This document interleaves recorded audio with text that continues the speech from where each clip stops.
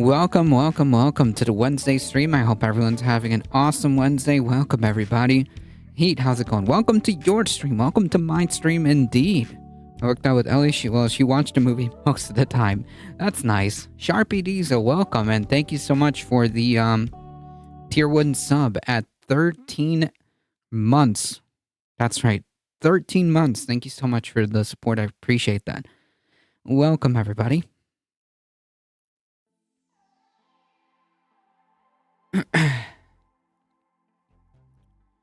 Folks, we do have a few things to go through. Also, we gotta get through as much of this as possible. Alio, welcome.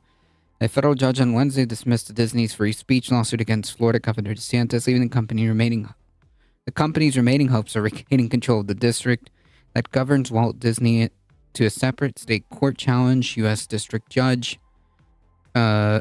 Alan Windsor of Tallahassee said his decision that Disney lacks standing in its First Amendment lawsuit against Republican governor.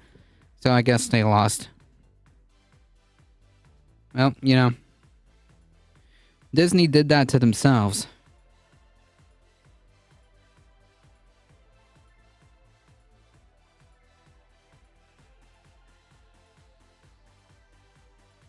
Disney did that to themselves. They have a long history of supporting the Republican Party.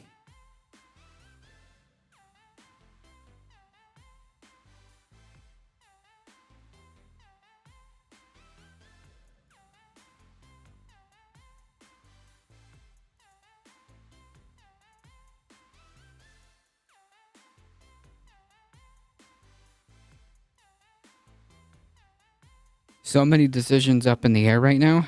Well,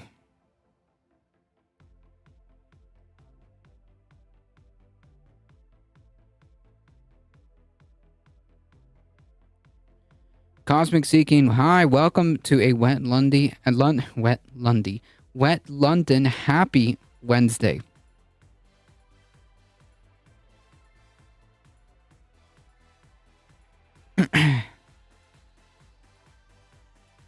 All right, folks, we got to get this started.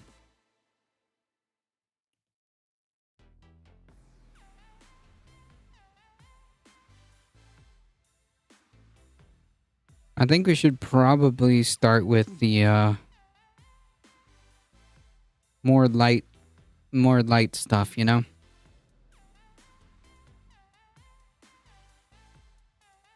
Blue, suddenly Taylor Swift's most famous person on earth.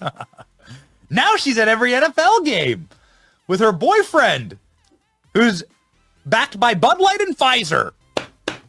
Yeah, because when she posted the link to the vote.org, it's like hundreds of thousands of young Taylor Swift fans. Yeah, so I guess it must have escaped Benny Johnson's mind as to the reason why she's at a lot of football games. It's because she's dating a football player.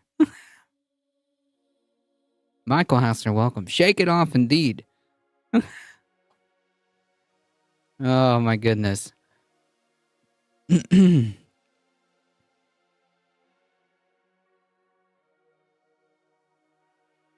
are never... I can't find the melody to that. We're never, ever getting back together. I remember. All of a sudden registered to vote. I wonder who got to her from the White House or from wherever. I wonder who got to her. Man, this is some wild stuff. She has a song titled You Need to Calm Down To. Who makes that initial handshake? Some people think this is a massive psyop. Major League Sports, in and of itself, is nothing but a psyop. Sure seems planned. Sure seems like some... Yeah, very, very hinged and very normal response. They need to calm down. Yeah, very normal and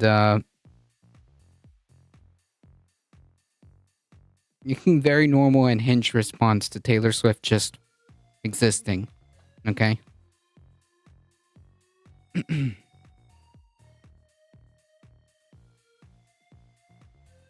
Yeah, and mind you, I'm not the biggest Taylor Swift fan because I respect that she does a lot of her own music, and I respect that she writes and produces, I think, also a lot of her own music. It's just not my cup of tea. But you know.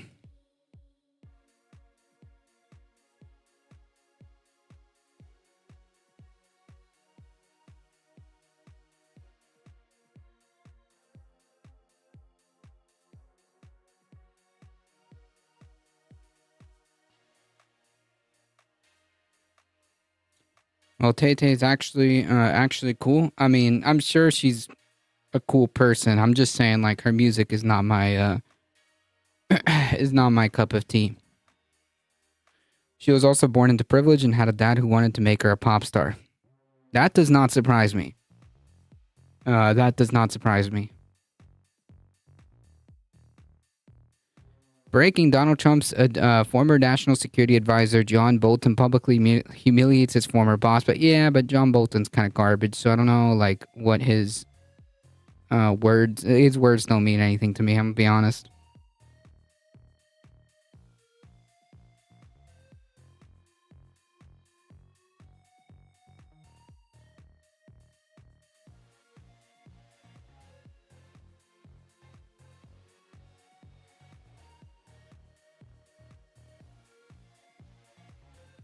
Bolton might be garbage person, but he's competent. Well, I guess he's competent at being a terrible person, I guess. If Taylor Swift can help defeat MAGA, she's good in my book. I mean, she got a lot of people to register. But yeah.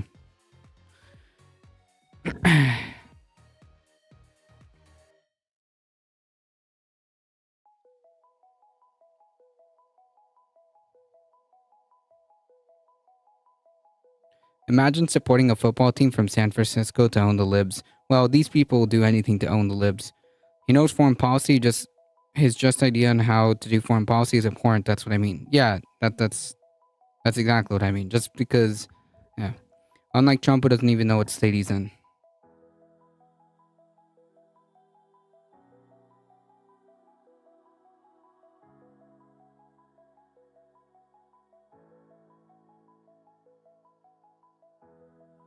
Give me 1 second, folks. How do I do this?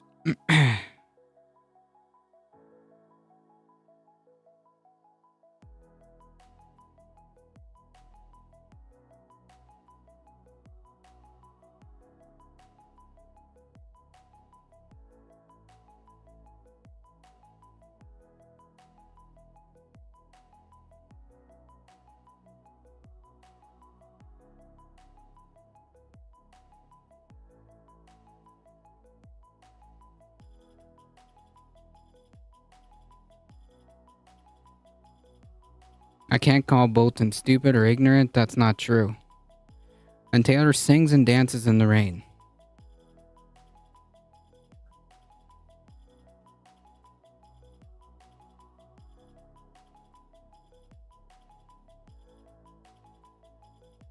Something that is like concocted in order to accelerate the fame of these two people, get them to the Super Bowl, the largest screens on earth.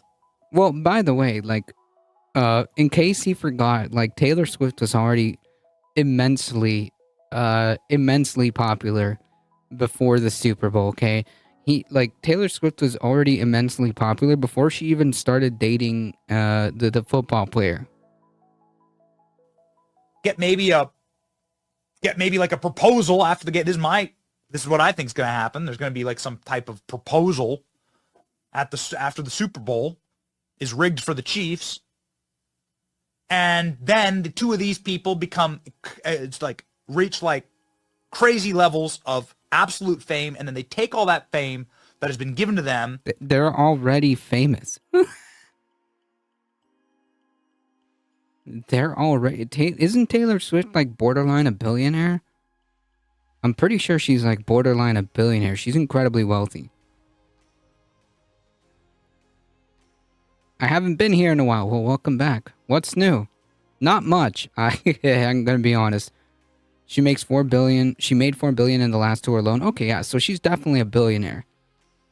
She's definitely a billionaire. I don't even listen to her music, and by sheer of her celebrity status, I can't avoid not knowing her. Right. They're talking about her because they're shitting their pants that she's going to activate younger voters, which she has done. Right, but I don't know how much of that she's going to get out to the vote. Let's be honest, GOP and MAGA want Britney and Taylor on Fox News, not for their individuality. Are you a Biden supporter or Trump? That's kind of a tough one. Because definitely not Trump, but, you know, it's getting harder every day. By the rotted corporate press, media, entertainment industry that explicitly backs Democrats, and then they use that in order to try and save Joe Biden. Just imagine for a moment if people were as dedicated to Jesus as they are professional sports. I support banning pineapple on pizza. Well, I suppose it's one domestic policy that we can try to implement. Honestly, why would you ban that? Why would you ban that? Pineapple on pizza seems pretty decent. Also, you can vote for someone because consequences are lesser than for the other person without supporting anyone. That's true. Democracy is a game of lesser evils. That is true. It's just really hard to... It's just really hard to cast a vote for Brandon at this moment. Well, it turns out right-wingers have figured out Joe Biden's master plan to win re-election, and I think that this is foolproof. So let me walk you through it. Step number 1, turn Taylor Swift into the world's biggest celebrity. Joe Biden did that. Check. She wasn't very popular before he became president, so... True. Joe Biden got on the phone and instantly made Taylor Swift famous. I mean, we could say we support Bernie because he embodies 90% of progressives, but Biden is just a poor placeholder to stop Trump. So support or not support is a false dichotomy is all. I was before a month or two why he talks a lot about Trump. Me? No, I don't.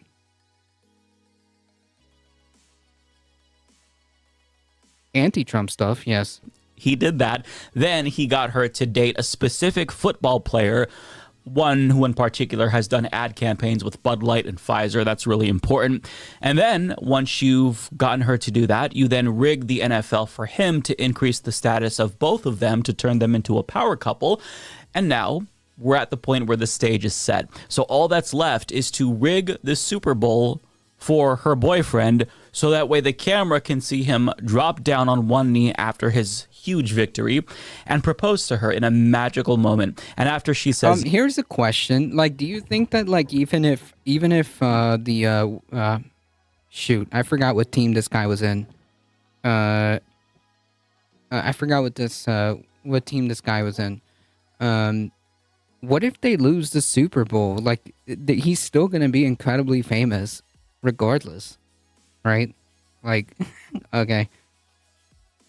Like, him winning, by the way, even if he loses the Super Bowl, that wouldn't exactly stop the magicalness if he were to propose at that. Whatever. Listen, I'm trying to, like, read way too much into it. yes, he then puts the ring on her finger, and then the camera zooms in, and you see Biden 2024 engraved on the ring, and then the crowd goes wild. They start chanting, Biden, Biden, and the entire country is captivated by that magical moment. True. This is exactly how it's going to go down. Including Donald Trump, who then sees that and drops out of the presidential race immediately and endorses Joe Biden after getting caught up in the moment, just like all of us. That is exactly how it's going to play out. And the conservative geniuses who cracked the code see Biden's plan coming to fruition before our very eyes. So Tori Auden of the New Republic explains, the Chiefs defeated the Baltimore Ravens Sunday night and will go on to defend their Super Bowl champions title. Much of the buzz around the recent Chiefs games, though, is due to the presence of music superstar Swift, who is dating the Chiefs tight end Travis Kelce. The far right is convinced that the Super Bowl will be rigged in favor of the Kansas City Chiefs so that Taylor Swift can get more attention before she endorses another competition rigger, President Joe Biden.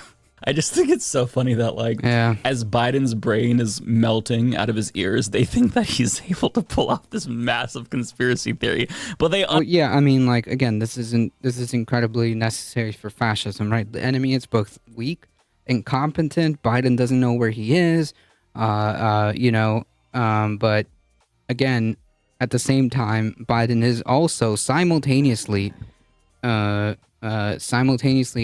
to create this master plan to to rig the entire election.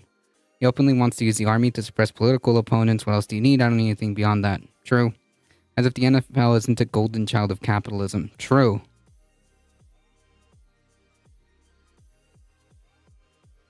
unironically believe that. They think, on one hand, well, he very clearly isn't mentally competent, but on the other hand, he's competent enough to do all of this. It's pretty crazy, isn't it? Now, let me show you what I mean by that. So in response to Pizzagate conspiracy theorist Jack Posobiec, failed presidential candidate Vivek Ramaswamy writes, quote, "I wonder who's going to win the Super Bowl next month. And I wonder if there's a major presidential endorsement coming from an artificially, culturally propped up couple this fall. Just some wild speculation over here. Let's see how it ages over the next 8 months." I'm just asking questions, bro. I mean, Trump's shitty tax policy is the least of the worrisome issue about him. True.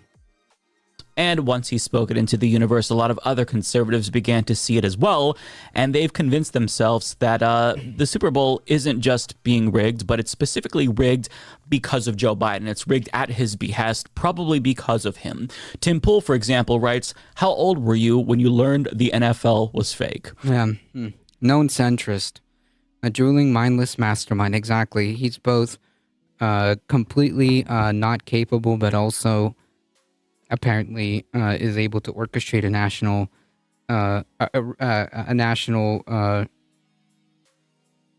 football game, being rigged. Vivek is an opportunistic ghoul. It's exactly non-ideological. It's cynic and politics I was talking about. I think the worst because they hold no ideology except opportunity. Yep. Yeah, like I said, that may be the case. That may be 100% spot on. But outcome at the end of the day is the same. Yeah. Well, I was today years old, Tim. Jack Lombardi chimes in saying, "I have never been more convinced that the Super Bowl is rigged with all the unneeded and unwanted Taylor coverage at the games. Casey's journey..." But that's his girlfriend. That's his girlfriend. Of course she's going to be at some of the games, if not all of them.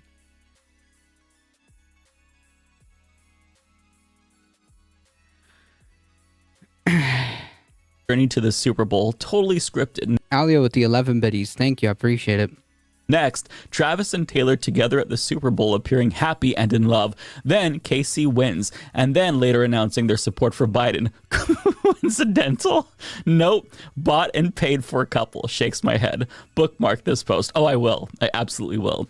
Joe Manorino chimed in with a viral tweet also claiming that the NFL is rigged and that they made sure that Taylor Swift's boyfriend's team won and calls her a true problem for our country, which is a bit melodramatic, but nonetheless. Yeah, but like, what would be the outcome exactly of rigging the Super Bowl to the guy's team? Like, what exactly is there to gain? Like, is there some, like, if they lose the Super Bowl, what then? If Taylor Swift's boy, because again, I'm never gonna remember this guy's name. Oh no, it's right there. Travis Kelce, whatever his name is. If this guy loses a Super Bowl, what then? Like, what exactly is supposed to happen if he loses the Super Bowl, or if his team loses the Super Bowl? Conservatives forgot what the Streisand effect is. I don't care. I do not care, though, for either of them, nor the NFL shit. Neither do I. This is just funny, okay? This is just funny and showcasing, like, the delusions of, like, the conservatives, okay? That's the only point of even going over this. This has actual, like, no materialistic value other than to show and illustrate just how delusional conservatives are, and just how divorced and just how divorced from reality conservatives are, that they're willing to just literally make up this stuff and live in a completely alternate reality. Nonetheless, Nick Sorter chimes in saying, I haven't given a crap about the NFL since all their Black Lives Matter BS, but now I'm a 49ers fan specifically to see Taylor Swift and that Pfizer guy go down. And just the picture that they included of him is so funny. Like him with the Band-Aid and the Pfizer logo. For some reason that... I don't think they're being delusional. Just those who spread these made-up dramas or just have excuse to demonize celebs who could meaningfully help the Democrats. Maybe, maybe. But honestly, I think they are delusional. Do you know you know who Penny Thompson is, right? Like, the dude is off his rocker. And there's like a lot of these GOP pundits that are just repeating the same thing, including like Tim Pool and whatnot. I think it's too coordinated for delusion and too consistent. Nah, that's not that's not true. You know, like, these people would literally see it can start in one delusional conservative's mind, and that thing gets picked up and passed around like so quickly, especially nowadays with social media. Yeah, it doesn't take that long for that to manifest itself in the conservative hive mind. I think it's complete delusion. The ones who are targeted might be delusional, but not the originators. That's may or may not be. I don't know. I think Benny Thompson is, and I think Tim Pool is, and I think a lot of these people are. I mean, there's no way to know, to be honest. I'm not gonna try to like dive into whether in their minds because I can't, but this is delusional, like, by definition. Right? Does that make sense?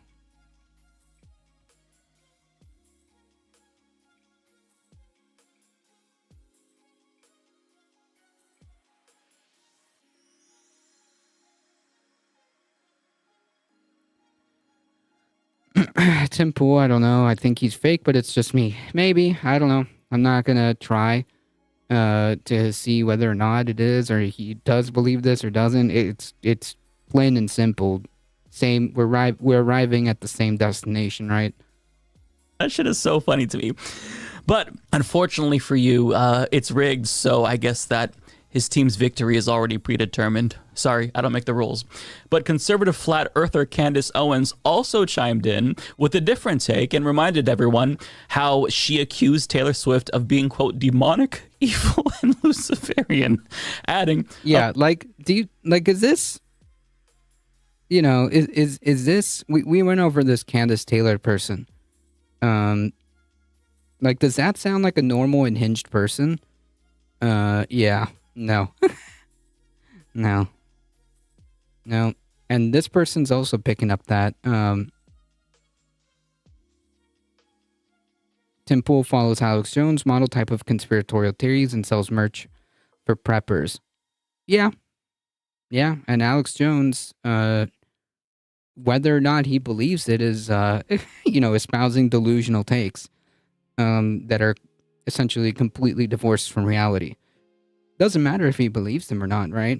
Same thing. It's all just, the conservative hive mind just lives on this alternate fantasy timeline that's completely divorced from reality. That's my point. Of course, Satan wants to use her now to elect Joe back into the White House to destroy what's left of America. Well, of course, that's obvious, idiot. In California's March 5th Senate primary,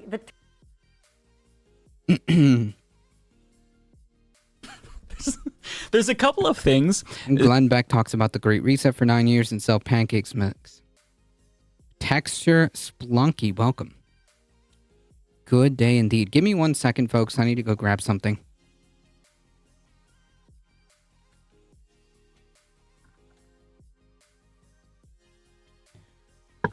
Sorry about that, folks. It's just going to take a moment.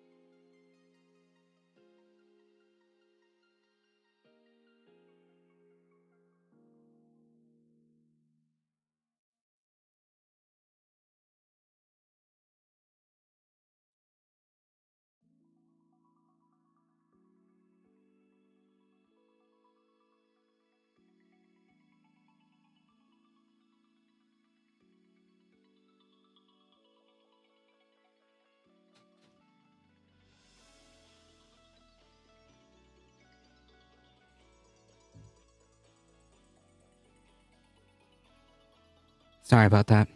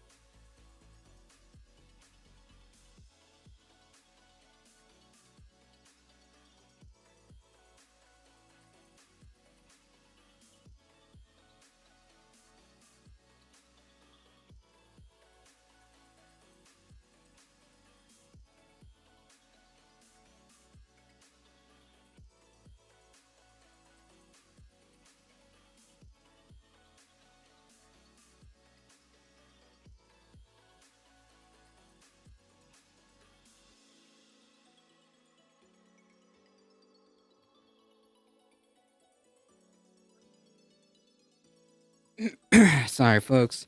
I like everyone's emote choices. Yes, indeed.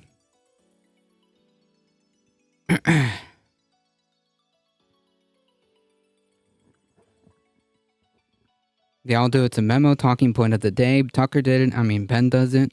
Yeah, but it's like I think it's just like this conservative hive mind, and I think mostly I think mostly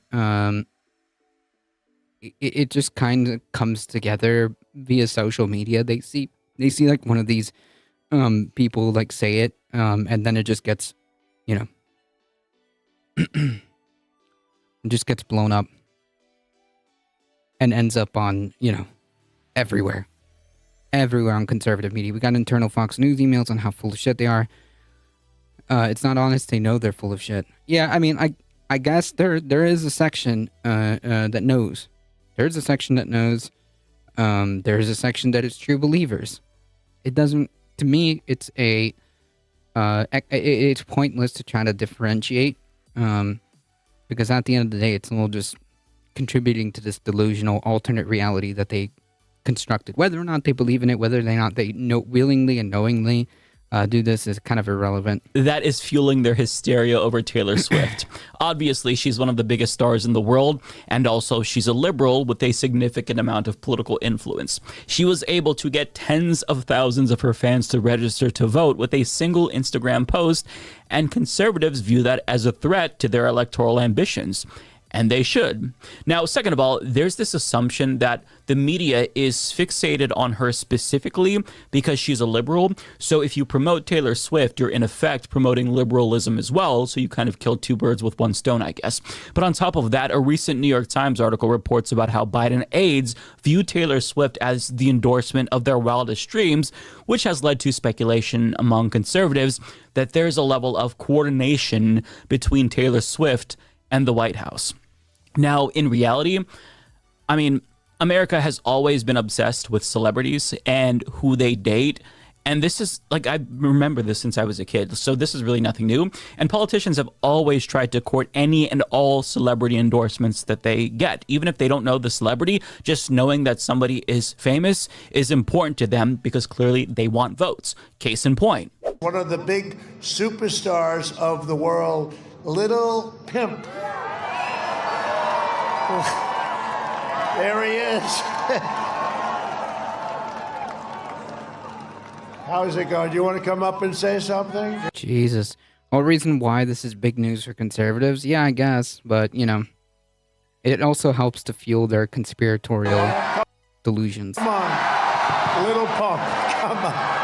Come on up here. Come on up here. MAGA 2020. Don't forget that. Don't forget that.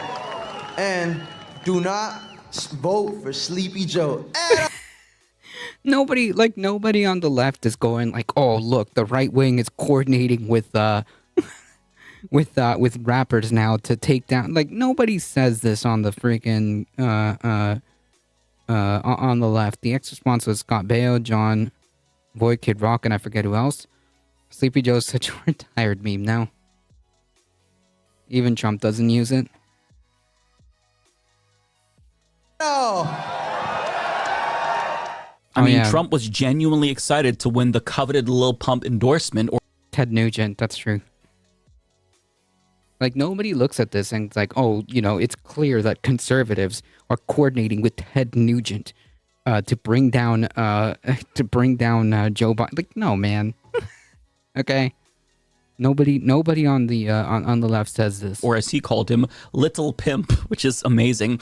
But I mean, he hasn't been relevant since 2017 when Gucci Gang came out. But Trump was like, oh, he was famous at least a couple of years ago. I want that endorsement too. Come up on stage, even though none of the people here know about you or have ever heard about you. But I mean, politicians know the value of celebrity endorsements, particularly during election years. So I just feel like it's so absurd to think that there's like this conspiracy surrounding Biden trying to get the endorsement of Taylor Swift. Of course, he's trying to get her endorsement. But I mean, there were no claims of Lil Pump being a psyop from liberals when Right, because it doesn't happen. I found it hilarious how Vivek played Rage Against the Machine and Tom Early immediately cease and desisted. That's hilarious. he endorsed Trump. So the question is, why is it suddenly suspicious when Biden tries to court a celebrity endorsement? And I think the answer is because Biden is somebody who they think is already a bad person who rigged the election. So, I mean, if he could rig the election, if he's savvy enough to do that, he's also savvy enough to coordinate this massive PSYOP campaign with the NFL for a True, dude. Biden is ruining everything American, including football. Didn't one of those ladies die of COVID? I forgot one of them died. Yeah, supposedly. I don't know if they ended up admitting it, but I don't know like how. I can't remember if they like were specifically saying that she passed away because of COVID. They never. I don't think they ever like were very specific as to why. But like, come on. It's sad they came across as duped into this whole movement. True believers that were very influential. Taylor for conservatives, anyways. Swift endorsement. And maybe, if he rigs the Super Bowl for her boyfriend in particular, then she'll be like, well, since you did this to me, Biden, I have to pay it forward and endorse you. So thank you for rigging it for my boyfriend who does ads for Pfizer. The situation is just amazing to me. Now, the reality is, like Trump, Biden is also clueless about celebrities, and I would guarantee you he's probably never heard of Taylor Swift. And I say this because when he tried to reference her in a line that was probably scripted by one of his aides, he literally confused her with Britney Spears. Oh, God. Oof. Yeah. Oof. I do believe they were true believers, yes. To get here, Liberty and Bell had to beat some tough odds and competition. They had to work hard to show patience and be willing to travel over 1,000 miles. You could say even this harder than getting a ticket to the Renaissance tour or Britney's tour. She's down in, it's kind of warm in Brazil right now. Oh, boy. So close. Oof. Yikes. Yeah. Dude who's confusing everything. I mean, like, this isn't just like a one-off kind of thing. Like, dude does these gaffes all the time. Does these type of gaffes all the time. Also, is somehow capable of doing a complete national conspiracy of rigging elections and, Super Bowl games.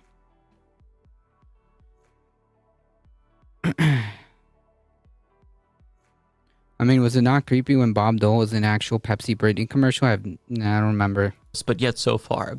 But that guy, according to conservatives, is surely going to rig the entire NFL for an endorsement that he doesn't even need because they think he's just going to rig the election anyway. It's weird because if they actually believed Biden has as much power as they say he does, why even vote? Because it doesn't matter. He's just going to rig the election. And if he's going to rig the election, what's the point in rigging the NFL for an... Yeah, like, what do we get out of this? I don't understand. Also, like, Figueroa is right. If you're conservative, stay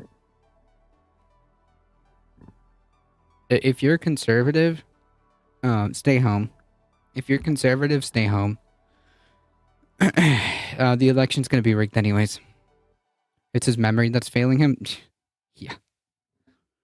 To be fair, I'm out of the loop with today's celebs myself, but he could have at least done basic reading on one of his celebrity endorsers. He probably was briefed several times. Yeah, I don't know. He seems to do a lot of these gaffes to be just like oopsies, you know? Endorsement, right? They make so many logical leaps while not stopping to think, what's the motive here? Why do this if he's already doing that? But I mean, it's a conspiracy theory, so there's not much thought. Yeah, so Figueroa's mistake is thinking that these people think.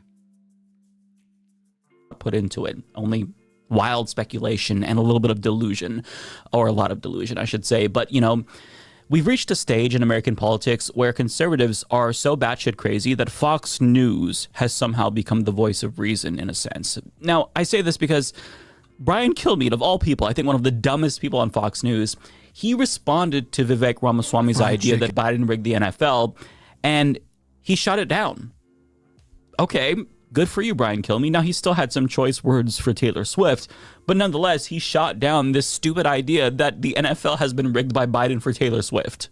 Okay, number one, if there's going to be a fix at the Super Bowl, it'll be the biggest scandal in the history of the world. Yes. It's the biggest game the whole world watches now. Nobody told the 49ers because I'm pretty sure they play tackle football pretty well, too. So it's a crazy statement. Their special strategy is to get young people to vote, is to have her support him. Now, she evidently tweeted out support for him, and I saw the full screen this morning. I don't remember that. 2018, she went for the candidate, Phil Bredesen, against Marsha Blackburn. Marsha Blackburn felt that. She does have power. But it would be the single dumbest thing a mega superstar could ever do. Why would you tell half the country that you don't agree with them in this highly polarized time? Like, also, we're still doing this fallacy as, like, half the country is Republican. That's not how that works. That's completely illogical. Just because there are two major parties, does not mean that, like, everybody is divided in an either or, because that's not how this works. Half the country isn't Republican. Stay out of it. Hey, listen, I'm Taylor Swift. I like this guy. He happens to play football for a living. I'm on the stage a lot, selling out. That's it. I think it would be the craziest thing ever for her to do it. And Joe Biden's not worth it. I mean, my goodness. If you need Taylor Swift to get you another 4 years, that's how bad your first 4 years have been. You're done. You're finished. You're through. So Brian Kilmeade threw cold water on this insane conspiracy theory, and I think that that's really important. Kudos to him for doing that. I mean, this conspiracy theory isn't as damaging to the country as, say, you know, a conspiracy about the election being stolen, but nonetheless, I think that the less we get people to think in delusional terms, the better off we all are as a country. But I mean, you can still acknowledge Taylor Swift's political influence and be against that because, you know, she hurt your team, while not jumping to hysterical conclusions about her and this scheme between Biden and maybe she's working with the deep state. But I mean, Brian Kilmeade is wrong about one thing. He does say that it's a mistake for Taylor Swift to endorse Biden. And that makes sense in theory. Like, usually you don't want to split your fans in half and, you know, let them know that you don't agree with them politically if she does have conservative fans, which I'm assuming that she does. But as Brian Tyler Cohen points out, she endorsed Biden in 2020 and then proceeded to host the highest grossing concert tour of all time. So she's one of these celebrities that's just too big to cancel. I mean, she's not the only one with that level of fame and power. Elon Musk chums it up with white supremacists on the regular, yet he still gets government handouts for his companies. So some people are just too big and too wealthy, and that makes them untouchable in a sense. And if I were conservative, I'd say she's just being a vapid celeb that blindly endorses Biden, doesn't know issue about politics, just like most of them, and I'd sound like a voice of reason. It's not hard given like the situation here. Anything that they do, it doesn't really matter because... Also, like, why would that be a bad move? Taylor Swift is a liberal. Most people that follow Taylor Swift are probably liberal. Okay? I don't understand. They're too big to fail, for lack of a better word. But going back to Fox News being the voice of reason, Judge Jeanine Pirro, of all people, made a sound point. I can't believe I'm saying that. I mean, that's better than the whole NFL being rigged. Swift is open about her politics, especially abortion. Yep. Yeah, but I mean, that's a pretty low bar, right? Like, yeah. Oh. about the political limitations of Taylor Swift's political influence, and she kind of implied that maybe conservatives are being a bit hysterical about Taylor Swift without actually saying that. But nonetheless, let's watch. Also, like, even if it's true that she got like tens of thousands of people to register, it doesn't mean that those people are gonna go out to vote. And especially if they're young people who are incredibly upset with Biden at this time. And also, like, tens of thousands of people, depending on where that is, may not move the needle in any way, shape, or form. Does that make sense? People or Biden is assuming that if she gets involved in this election, and she did support Joe Biden in 2020, so it's not unusual for her to get involved in politics. And you're right with the Marsha Blackburn kicked that guy's butt. But again, that's Tennessee. And, you know, but with the young vote, a new poll shows that 18% of voters are more likely to back a Taylor Swift endorsed candidate. But listen to this. 17% are less likely to vote for someone she chooses. So they cancel each other out. Yeah. So don't get involved. Don't get involved in politics. We don't want to see you there. But Joe Biden's in the hole with young people. He knows it. And if he thinks Taylor can get him out of that hole, he's going to. Yeah. She's actually 100%. That's literally what I just said. That's what I literally just said. Go for it. I never thought that I would say this, but I agree with Judge Jeanine Pirro. What a world we're living in. You know, it's insulting to the intelligence of young people to assume that they care more about Taylor Swift's endorsement than, say, ending a genocide in Gaza. But she is right that Taylor Swift triggers both positive and negative partisan responses. However, what Pirro doesn't acknowledge is the negative partisanship she triggers can be offset by her registering new voters, which she is more than capable of doing and has demonstrated that she has been able to do. Echo Resto Dragon, welcome. I wish women are allowed to age naturally and not have to get so much work done to stay on TV. Sorry, off topic, but yeah, like Michael Hasser said. But valid, if GOP pundits and right-wing networks cared, they would they talk about Nikki Haley? No, they worship Trump, right? Because that's who the right-wing is. I don't understand. Why would they be talking to about Nikki Haley? Nikki Haley is like literally one more primary race away from just dropping out. How is there negative partisanship for a pop star? Because Taylor Swift endorses Biden, I'm now going to vote for Trump. That's what the implication is here. At least that's what I understood it as. I was like, oh, because this woke pop star is endorsing Biden, I'm now gonna either stay home or vote for Trump.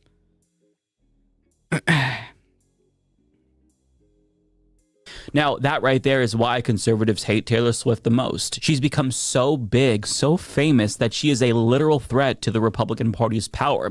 But let's be honest, she's just a human being. She's not all powerful, nor do I think she has the power to single-handedly change the outcome of elections. But let's keep it real. Conservatives don't like her specifically because she's a liberal. Yeah, like that's it. But that'd only be from people who hate Biden, and their hate for Swift is based on that, not the other way around. True. Yeah, maybe I didn't read that right. Yeah. Or maybe, what's her name? Jeanine Pirro is wrong. Or who said it? Was it Figaro, or was it part of the section? Was it part of the news clip section? I don't remember. Mouse Center, a couple of days ago, I wasn't really sure who Taylor Swift was. If she told everyone to vote for Donald Trump, they would love her. And all of this, concern trolling about people worshiping celebrities would go out the window if she's... Oh, okay. Jeanine said it and he agreed. Got it. Well, I think, to be fair, I think he mostly agreed on the idea that, like, on the general idea that, like, dude, relax. Taylor Swift by herself can't really move the needle one way or another. So she might have gotten like a lot of people to register. Doesn't mean that they'll go out to vote. And also, like, depending on where those tens of thousands of people are, it may not even make that much of a difference. Does that make sense? And That's basically what I gathered. I didn't even that small part didn't even register to me. Tells them what they want to hear. But to be fair, I think liberals would probably have the same response to her if she were conservative that Republicans have to her now, because we do live in a highly polarized political climate. But we know that conservatives would love her if she were conservative, because their criticisms of her are so incredibly ironic. And you'll see what I mean when you watch this next clip by Greg Kelly of Newsmax. They're elevating her to an idol, idolatry. This is What? A pop star? What? No way. I'd love to see some data on it if it exists once it happens. I don't know. This is just like my perception, like from the surface, just from reading it on the surface. is a little bit what idolatry, I think, looks like, and you're not supposed to do that. In fact, if you look it up in the Bible, it's a sin. So I don't like that. Idolatry is a sin, according to Trump supporter Greg Kelly of Newsmax, the Trump supporting network, if not the Trump supporting news network. I mean, the irony just went right over his head, but he goes on to conspiratorialize about the potential PSYOP campaign that... That's why there's a show called American Idol. Wait till they find out about the Beatles being bigger than Jesus. Oh man, let's not bring up that. That classic. Didn't they like literally burn a bunch of their records? They went on like a whole Beatle burning spree because John Lennon said that they were bigger than Jesus because they sold more albums than the Bible or something like that. I'm paraphrasing. And conservatives lost their ish and started burning freaking Beatles albums.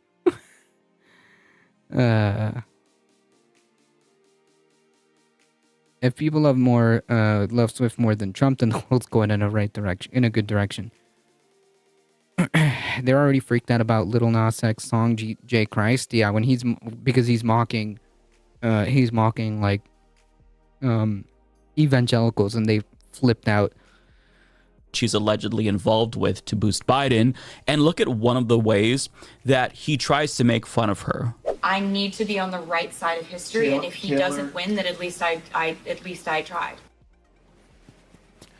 So, that is literally what Trump does all the time. There are memes about his weird hand gestures, but all of a sudden, weird hand gestures bothers Greg Kelly. I mean, what a hack. But on the subject of Donald Trump, he's also pissed off about Taylor Swift, albeit for a completely different reason. Rolling Stone reports, behind the scenes, Trump has reacted to the possibility of Biden and Swift teaming up against him this year, not with alarm, but with an instant projection of ego. In recent weeks, the former president has told people in his orbit that no amount of A-list celebrity endorsements will save Biden. Trump has also privately... I don't think Lil Nas X should have made that music video. I think it was a bit much. If it annoys like the evangelicals, whatever. Don't watch it. If you don't like it, don't watch it. It's that simple. And patriarchy can't handle a woman with this much power. I mean, I'm not exactly a fan of celebrity endorsement, but the criticism comes from such a bad place here, because if Taylor endorsed Trump, they would have been all over the moon. Yep. So who cares? No. There's no substance to this. I'm just the only thing that you need to take away from this is that this is hilarious and conservatives are delusional. Okay, that's it. Okay, this is hilarious. Conservatives are delusional. There's no like actual substance here because there's nothing to work with. In terms of like what the actual arguments are, there's nothing here other than like. Conservatives live in a delusional world where apparently Taylor Swift has the power to rig, elections and is connected to the rigging of the football game, the foosball game. Okay, and apparently Biden can both be completely mentally not capable of being president while also simultaneously having a completely convoluted plot to rig the football game because he needs that to rig the election, ? I don't know.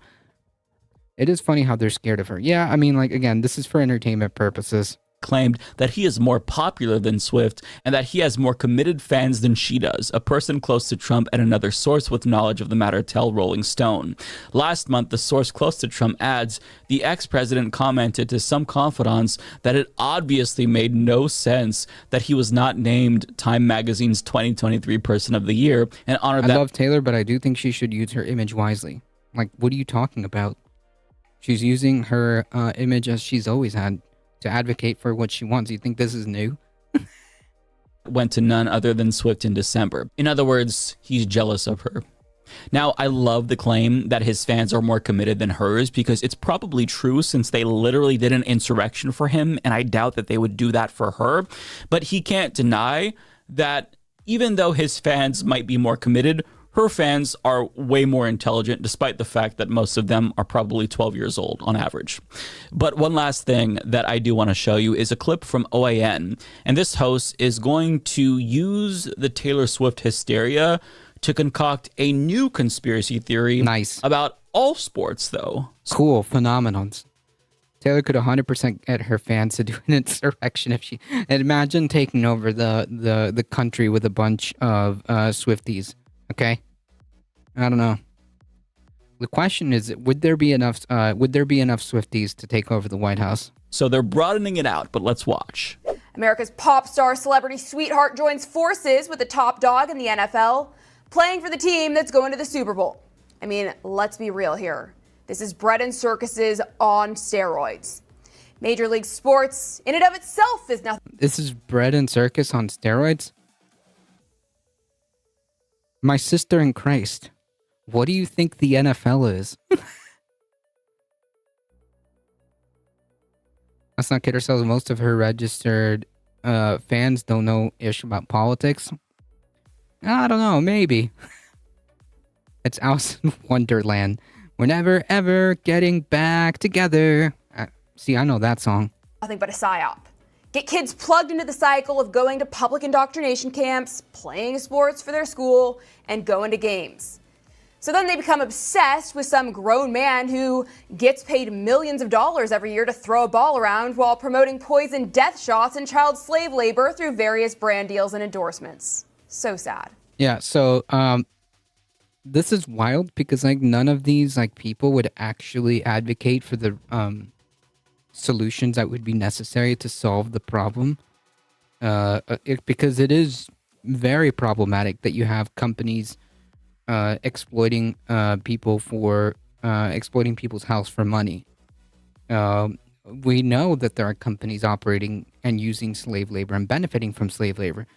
But you think that these people are going to actually vote for they're going to actually vote for any solutions? Now, bread is a very important part of the bread and circus, true.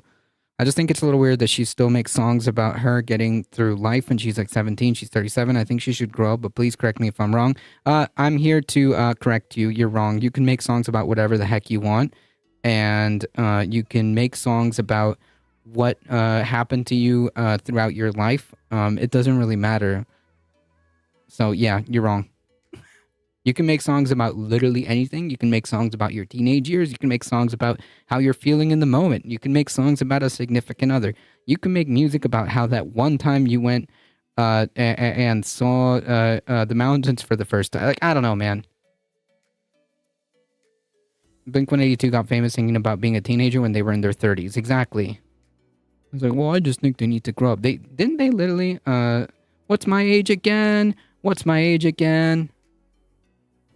Imagine being so brainwashed by sports, you actually show up to your team stadium to shovel snow for free so you can watch a bunch of grown men who are overpaid tackle each other. Seriously, though, trudging through 3 feet of snow amid a massive blizzard just to watch a game? Yeah, sorry, you couldn't pay me to do that.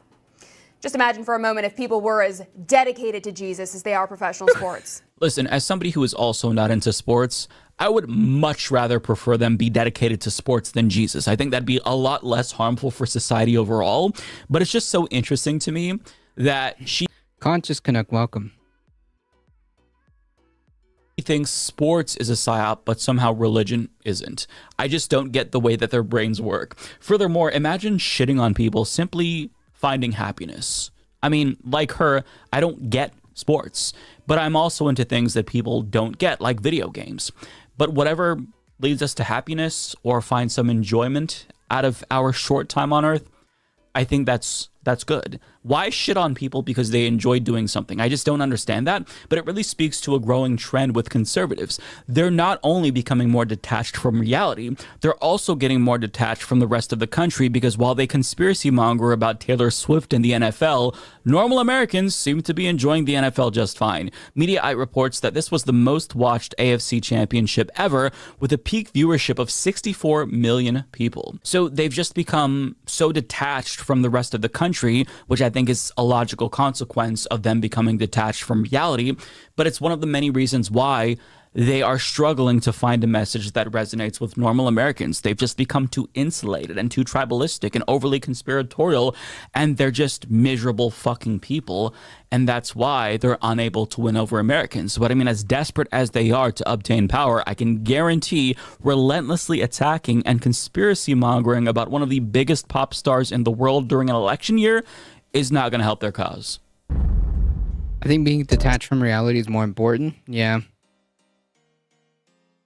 It's kind of necessary, right?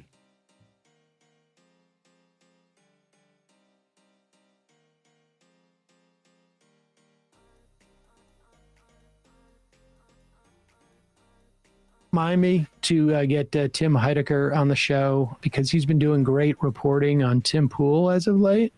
Mm-hmm. And, you know, I gotta, you know, I'm thinking maybe it's time we bury the hatchet. Right. You know, with Heidecker. But I guess we missed this. The Iowa caucuses were what now, like 2 or 3 weeks ago.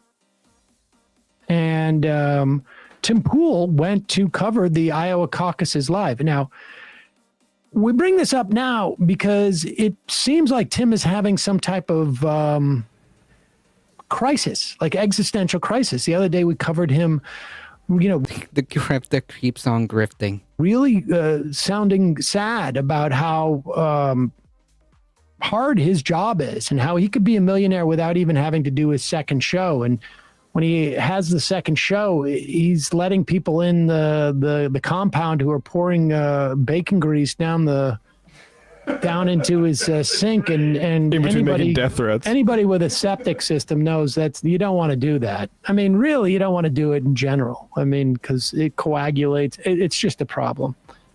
And apparently, he did a live Timcast from the Iowa during the Republican caucuses with Laura Loomer, which I did not realize. And she is she's a lunatic. Thought leader. What was the tweet?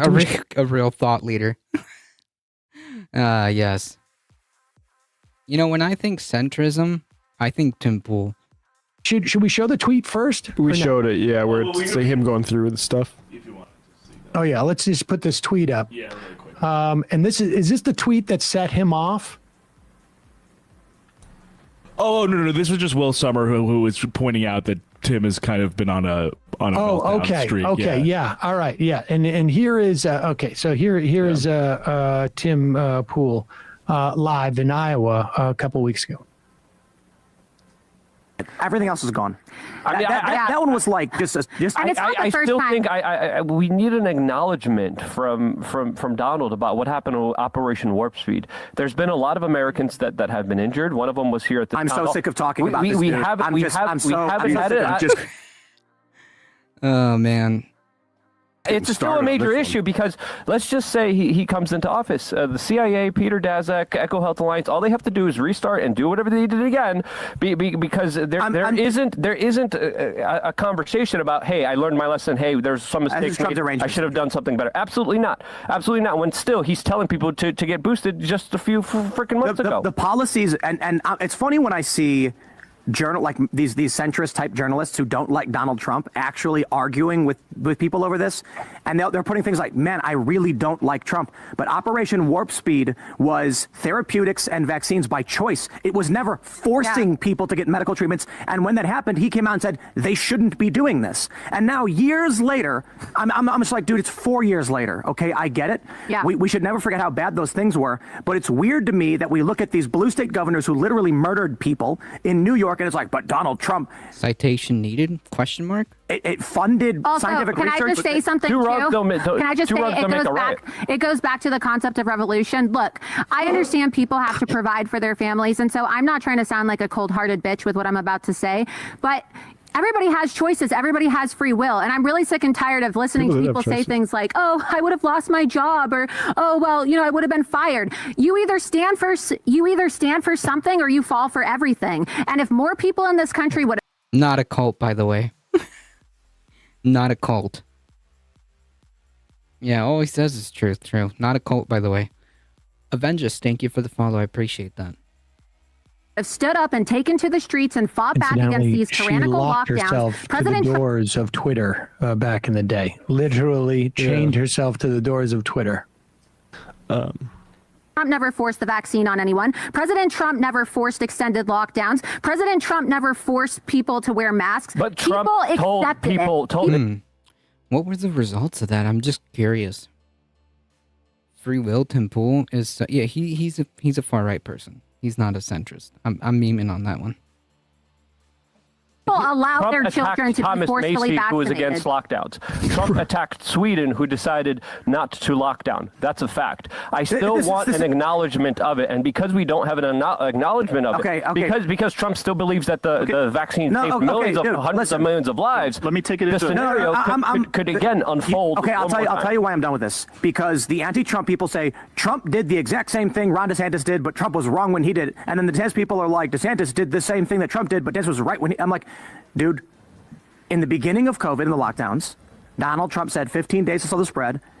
And we were all, not everybody, but a lot of people were like, okay, well, we don't know what's going on. And now that we have hindsight, you have people being like, Ron was correct. No, Trump was correct. No, Ron. Dude, I don't think we need to adjudicate what happened 4 years ago now that we have hindsight and we can talk about it today. But then it's not fair to go after DeSantis. And now what's going to happen is... Very normal and very hinged discussion we're having right now. They conveniently forget Trump told people to get the vaccine until he was booed everywhere. Yeah, that's what they're arguing about. The guy in the middle, the guy to the left of Tim Pool, and to the right of Laura Loomer, like the guy in the middle is what I'm trying to say.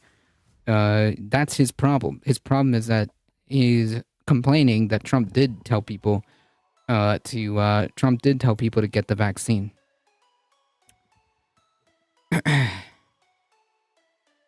And he's mad about it.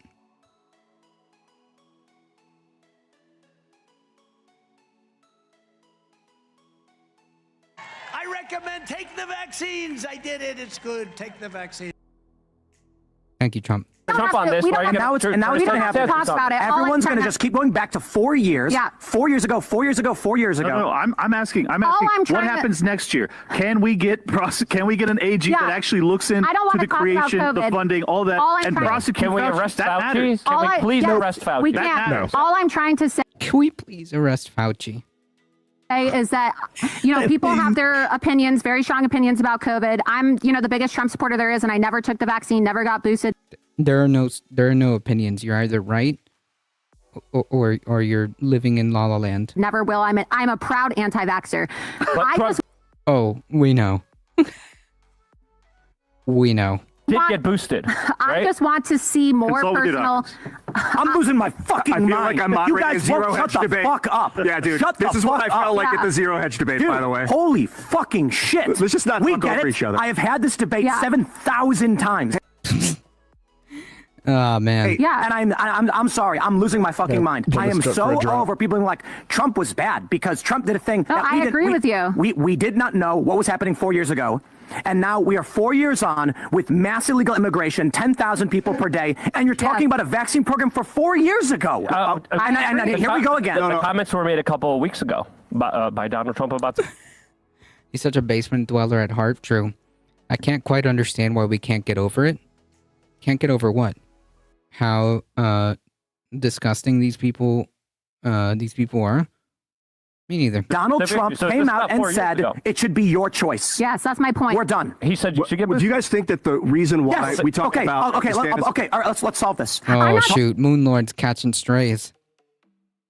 Moonlord's catching strays. Talk to a doctor. Talk to a doctor. Oh my God! Wow. It's wild to see Tim Pool and Laura Loomer being as the voices of reason.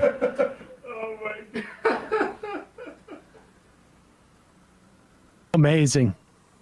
The only thing that you should have gathered from that is Tim said to go ask your doctor. That should honestly been the end of the conversation. So GOP loves Trump, but anti-vax is where Trump said get the vaccine till Trump stopped. Yeah, well the GOP is going to back Trump no matter what.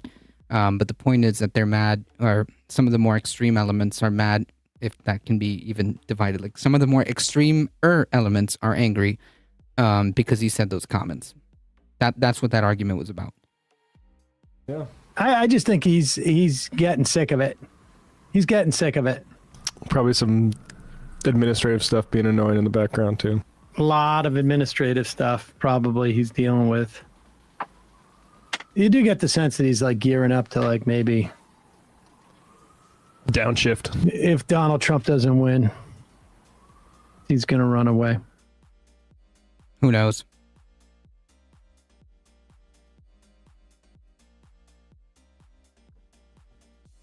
Laura Loomer is definitely a true believer. And so is that guy that was arguing. Definitely another true believer. And they're all being amplified and platformed, again, regardless of whether or not Tim Pool actually believes any of this stuff, regardless of not whether Tim Pool genuinely can't stand these people. It doesn't matter. He's still platforming them. He still has them on his show. He still gives them a voice. And all of these kind of just coalesce together.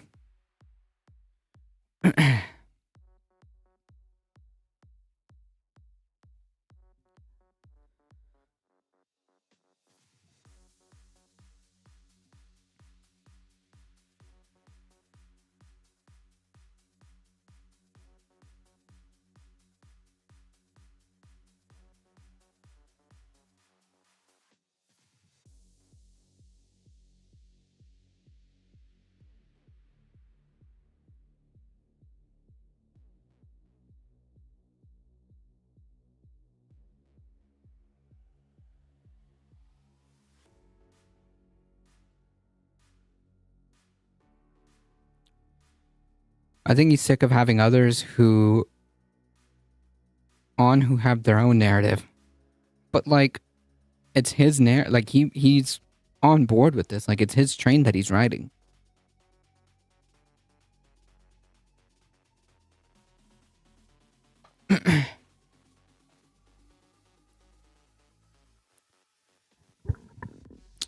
So this was at the hearing about the social media CEOs, and you know what? Let's just listen to Tom Cotton speak, okay?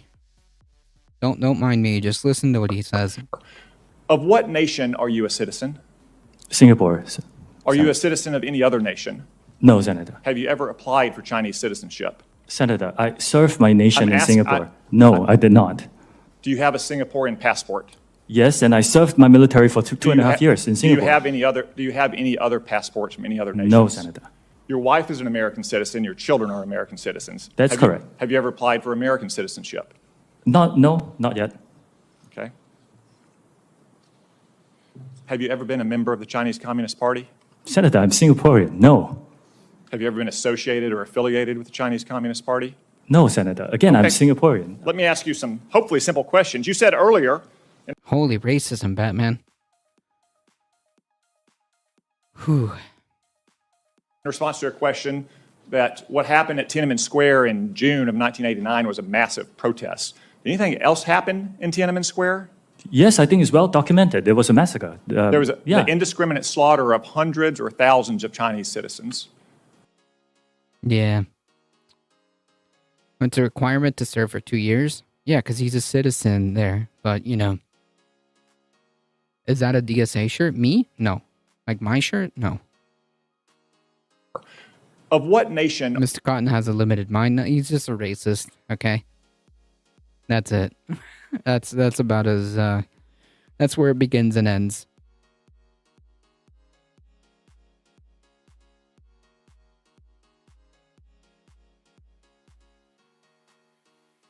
Theater. I'm not sure how your streams work, but I was hoping you could talk about the new rap song Tom McDonald made. Nah, I'm good. I'm good. Like, there's no need to talk about that garbage. It's garbage.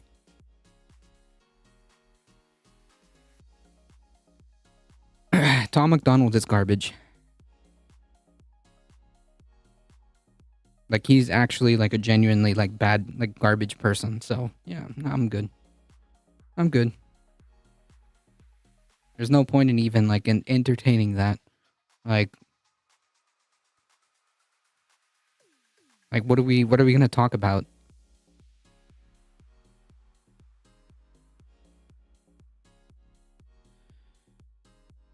I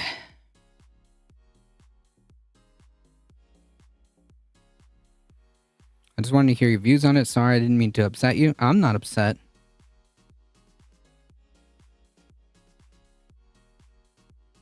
Alright, so we need to talk about this, folks. Actually, getting down to the nitty-gritty. This isn't good. So, notably, particularly in a couple of these swing states, because, like, these +5s, these +3s, that may be well within the margin of error. So there's no point. There's no point in, like, talking about, like, the statistical ties, but there are three, I'm sorry, 3 swing states that are in trouble, and that is a massive problem, because once you start seeing double digits, and that seems and the results continue to move in that direction, that's a problem. That's a problem. This right here should be ringing all kinds of alarm bells. A +10, +8, +8 in 3 swing states, plus Michigan. Michigan isn't even on here. Michigan isn't even on here, and Michigan is in trouble. Michigan is in trouble, folks. Here. Where is it? I have it over here.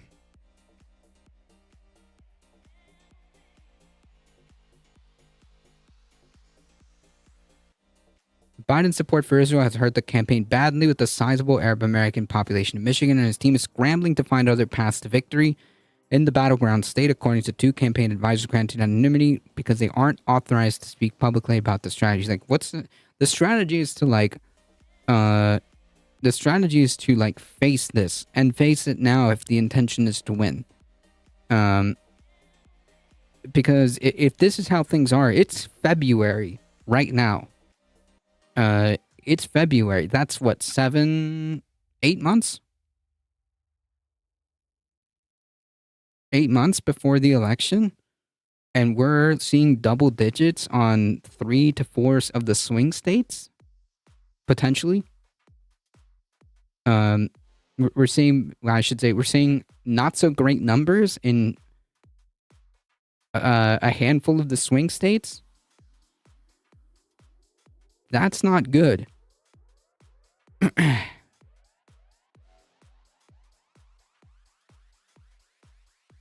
That's not good at all. If this trend continues and the same numbers show up, 3 months from now, 4 months from now, it's Jover. If in 3 or 4 months from now we're seeing the same results, it's done.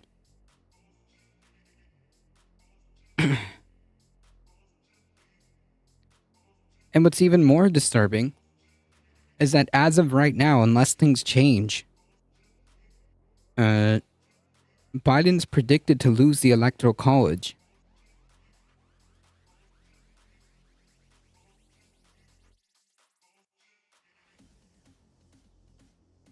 This isn't good. As of right now, could things change? Yeah, I guess so. But the time window for things changing is getting smaller and smaller every time. It's already February. Okay?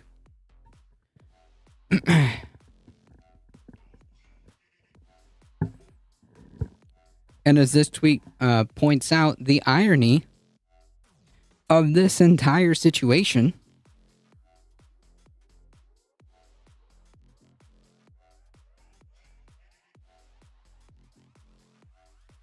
is that Biden, back in 1979, I mean, granted, there have been several votes on this, but Biden helped Republicans to block the resolution to abolish the Electoral College. Can you imagine if Senator Biden at the time did the right thing? Yeah, cool. Very wonderful stuff. Good stuff. Good stuff. Yeah, I'm probably going to dip come January of 2025. Was ready for the coming dictatorship. I think it's important. I think it's important to start mulling around the idea. That there is going to be a second Trump term, and just kind of beginning to prepare for that, in my opinion.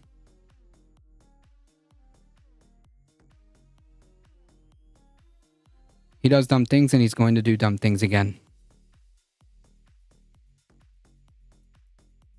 And what's frustrating is, like, we all lose, and we all get screwed. I would leave the country if I could afford it. The Biden campaign doesn't show any signs of doing what it takes to build bridges and inspire casual voters. Yeah, a lot of people aren't going to the energy that was there in the 2020 election is not going to be there in 2024. Okay, it's just not. It's just not. President for life. Dictator for one day, okay? That's all he needs.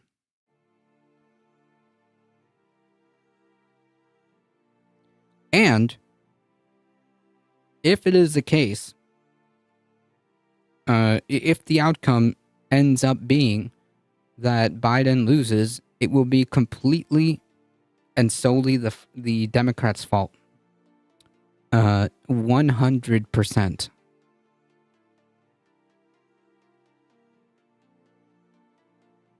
It will be the Democratic Party's fault 100%.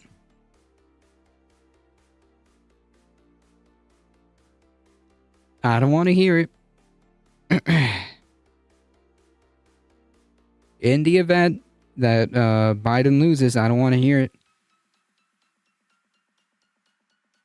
Because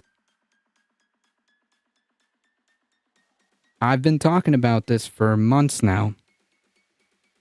I've been ringing the alarm bells for months now at this point.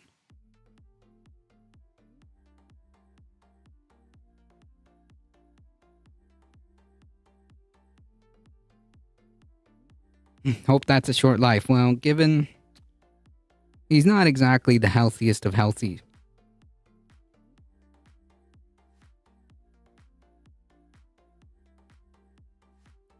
It's a fault of everyone who pushed Biden on us in the 2020 primary.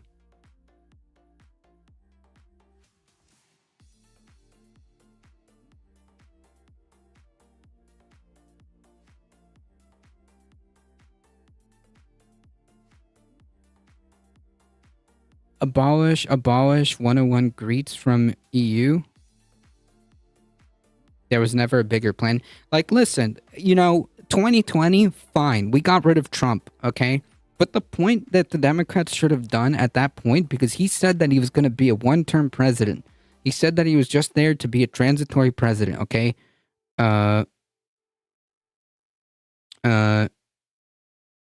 JS abolish is a strong word. What is JS? JS abolish? Whatever.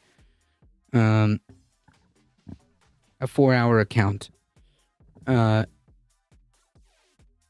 He was supposed to be a transitory president. One term, okay? By knowing that, the Democratic Party should have been prepared to hold a open primary. We should be right now fighting to see who the next Democratic, candidate is going to be. Instead, we're now in this situation. I would like to see a president from my generation before I die.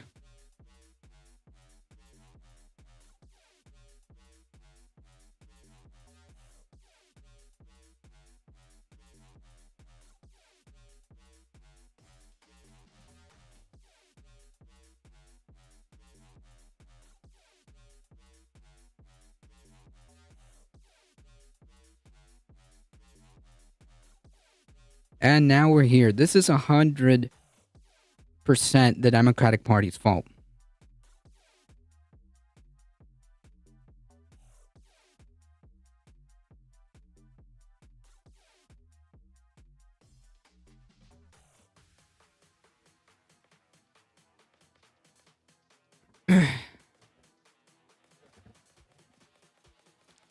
House Republicans move towards impeaching Homeland Security Secretary. Should have been pumping up White House, Kana, Warren Brown, whoever, whatever the open field was going to be, and supposedly a more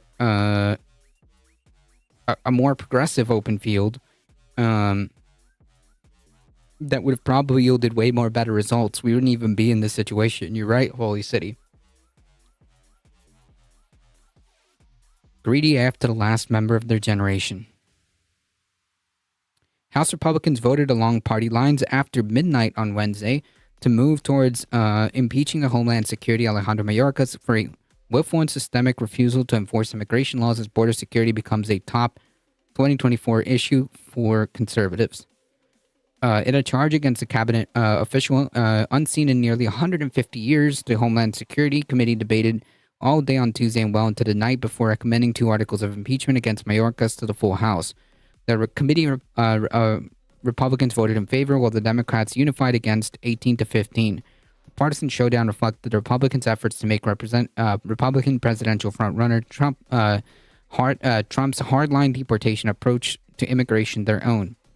That approach was mirrored on the second front on Tuesday as Republicans also lambasted the border deal recently brokered by Joe Biden and a bipartisan group of senators, Democrats and Republicans alike. Mayorkas, in a letter sent to Republican chair of the House Committee on Homeland Security before the hearing began, dismissed the impeachment process against him as politically motivated. Quote, "I have been privileged to serve our country for most of my professional life. I have adhered scrupulously and fervently to the oath of office I have taken 6 times in my public service career. I assure you that the false accusation do not rattle me and not divert me from the law enforcement and broader public service mission to which I have devoted, yada, yada, yada." The Republican chair committee, Mark Green of Tennessee, criticized Mayorkas' letter as an inadequate response to concerns about the situation of the U.S.-Mexico border, where arrests for illegal crossings have reached a record high. This is the 11th hour response demonstrates the lack of seriousness which the Secretary Mayorkas views his responsibilities. We cannot allow this man to remain in office any longer. The time for accountability is now. Democrats retorted that Republicans are making a farce out of the impeachment process by rushing to oust a cabinet official without showing any wrongdoing. House Republicans, and again, this brings the question, why is Joe Biden even, even dealing with this? Why would he try to make deals with these people? These people aren't interested in making deals. The resolution accuses the cabinet secretary of refusing to comply with the law and breaching public trust. We're here based on 2 completely fabricated, unsupported, never-used articles of impeachment, said the Democratic Congressman Dan Goldman. This is completely debasing and demeaning the impeachment clause of the U.S. Constitution, and it is a gross injustice to the credibility of this institution. Well.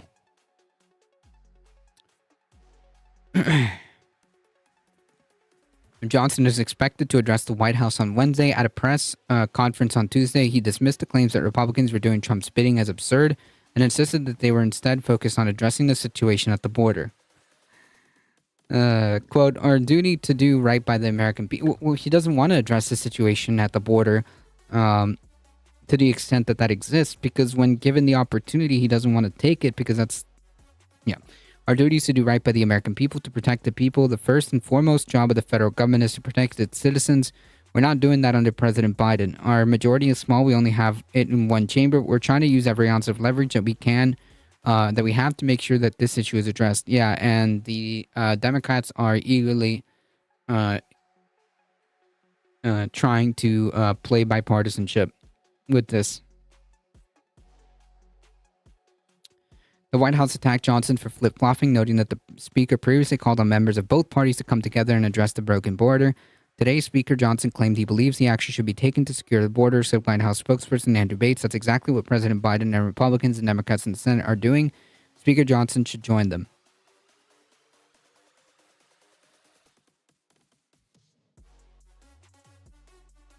Weak.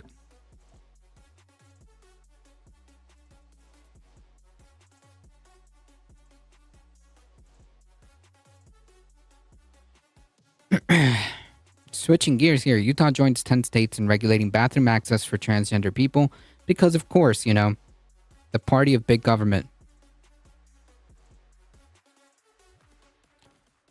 The party of big government. They're impeaching Mayorkas for not doing his job while he's in the middle of doing his job. It doesn't matter, okay? Like, they want to have, like, this faux kind of veneer, this faux, like, I guess, sense that they're holding the Biden administration accountable for a problem that, you know, the manufactured crisis. Yeah, more theater, essentially. So, again, I ask, why is the Biden administration even entertaining this circus? You know? You don't beat Republicans by saying, like, no, you don't understand. I'll do what the Republicans want. Like, your constituency is going to look at you like, wait, no, I didn't ask for, no, if I wanted Republican stuff, I would have voted Republican. Utah became the latest state to regulate bathroom access. Like, let me stop right there. How absurd is this? How absurd is this? Utah became the latest state to regulate bathroom access for transgender people after Republican Governor Spencer signed a law Tuesday that requires people to use the bathroom and locker rooms in public schools and government-owned buildings that match their sex assigned at birth. Yeah, again, like, how is this going to be, like, what are you going to do? Like, have government, like, agents do genital inspections at every public school and government-owned building? Are you going to have, like, law enforcement stand outside the bathroom? This helps. No. All this is just like, is just to spite trans people. That's it.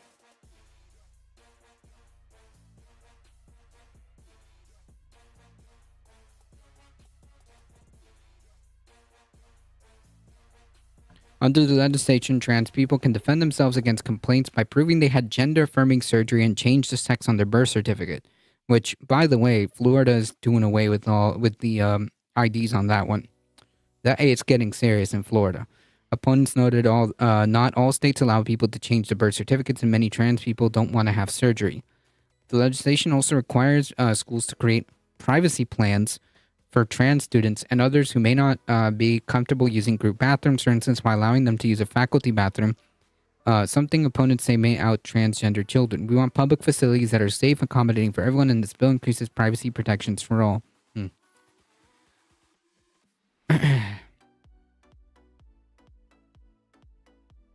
Yeah, and garner support from other transphobes. Exactly. How many transgender people are there in Lily White, Utah? One. Okay. At least 10 other states, Alabama, Arkansas, Florida, Idaho, Iowa, Kansas, Kentucky, North Dakota, Oklahoma, and Tennessee have passed laws that seek to regulate which bathrooms people can use, including trans people. Because, like, by definition, if you're regulating which bathrooms trans people can use, you're kind of regulating essentially what bathroom everybody else can use. A 9-state, like, if you think that this is only just about, like, trans people, that it can't, like, expand outwards, then I've got another, I've got a bridge to sell you. Sounds like a what about the children argument. Exactly, but yeah. 9 states regulate the bathrooms that trans students can use at school. West Virginia's legislators considering a transgender bathroom bill for the students this year.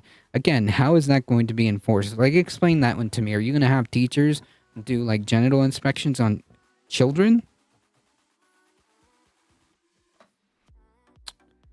How about you just leave people the F alone? How about that one?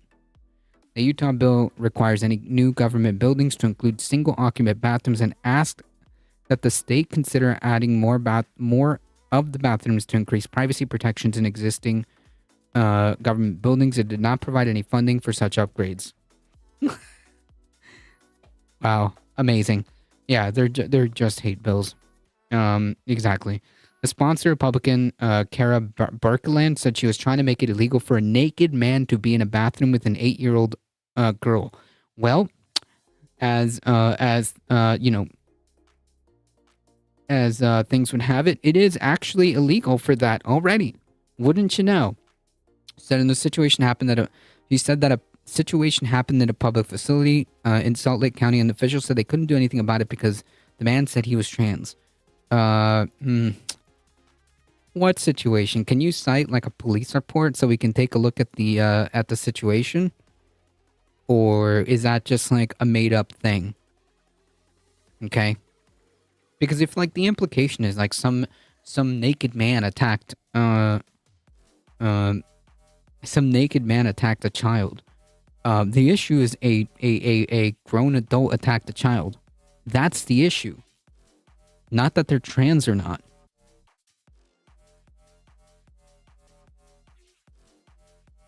Like, if an assault happens in a bathroom, the issue isn't like whether or not, whether or not the person was male or female or was in one bathroom or the other. The problem was that somebody went into a bathroom and assaulted another person. That's the issue. Not whether or not the person was a guy or a girl or trans or not. The issue is that they were assaulted in a bathroom, or they assaulted somebody in the bathroom. How about calling out lawmakers to prove their gender every time they walk near a bathroom? True. We need to protect everyone from cis men, probably white. Well, statistically, yeah. Opponents argued the legislation should target the behavior and not transgender residents and visitors. Behavior. Should target the behavior. Okay. Maybe they're referencing like they should target like the actual behavior, like assault or like sexual assault, but that's already illegal? ? The bill perpetuates discrimination, needlessly imposes barriers to everyday needs of people in Utah, risks harmful and discriminatory enforcement against transgender, non-binary, and gender non-conforming people, said the ACLU of Utah on Tuesday in a letter urging the governor to veto the legislation. All it does is invite scrutiny of people who are transgender or perceived to be transgender when they are lawfully going about their lives. Right, and like, that this isn't gonna like just affect like trans women. There have been numerous instances where these presumed bathroom bills are in place, and like completely cis women were targeted by the they can always tell crowd, Anyone who uses a changing room or locker room that does not match their sex assigned at birth would be charged with trespassing if the individual enters or remains in the changing room under circumstances which a reasonable person would expect to likely cause affront or alarm to or in the presence of another individual. Like, what does this even mean? How would you even know this? Again, like, if a person is just going about their business because, usually that's what you do in the bathroom. You just do your business and get out. Like, I don't understand. This makes no sense, other than, like, cruelty. Cruelty and discrimination is the point, I guess. Is the only point. Those who violate the law could also be charged with loitering, lewdness, or voyeurism, depending on their behavior. Using the bathroom? ? Opponents said the law would still legally require a trans man who is taking testosterone who may have grown facial hair to use the women's bathroom and locker rooms. Right, but that's the... Like, so, because of this bill, if a trans man walks into their, into the women's bathroom, and all of a sudden they, like, get the cops called on them, because this makes no sense. Just leave people the F alone. Nobody I know cares if a transgender woman comes into their bathroom, uses it for intended purpose, and walks out. That's not what this bill is about. The bill passed easily in the Republican-controlled House and Senate on January 26 after a conference committee amended it to clarify that public school students cannot be charged criminally for using a bathroom that matches their gender identity. Equality Utah, a nonprofit organization that advocates for LGBTQ plus rights, advocated for the amendment, but still opposed the bill. No lawmakers or members of the public spoke against the part of the bill that allows the state to enforce some federal Title IX provisions that require equal opportunities for male and female athletes in school, along with equal facilities and equal access to preferred playing and practice times. This makes zero sense. Cruelty is the point. Because there's no logic behind this. There's no logic behind this. Like, I don't understand how you're even going to, like, be able to enforce this. Unless you literally are just going to sit there and have genital inspections in schools and federal buildings. This makes no sense.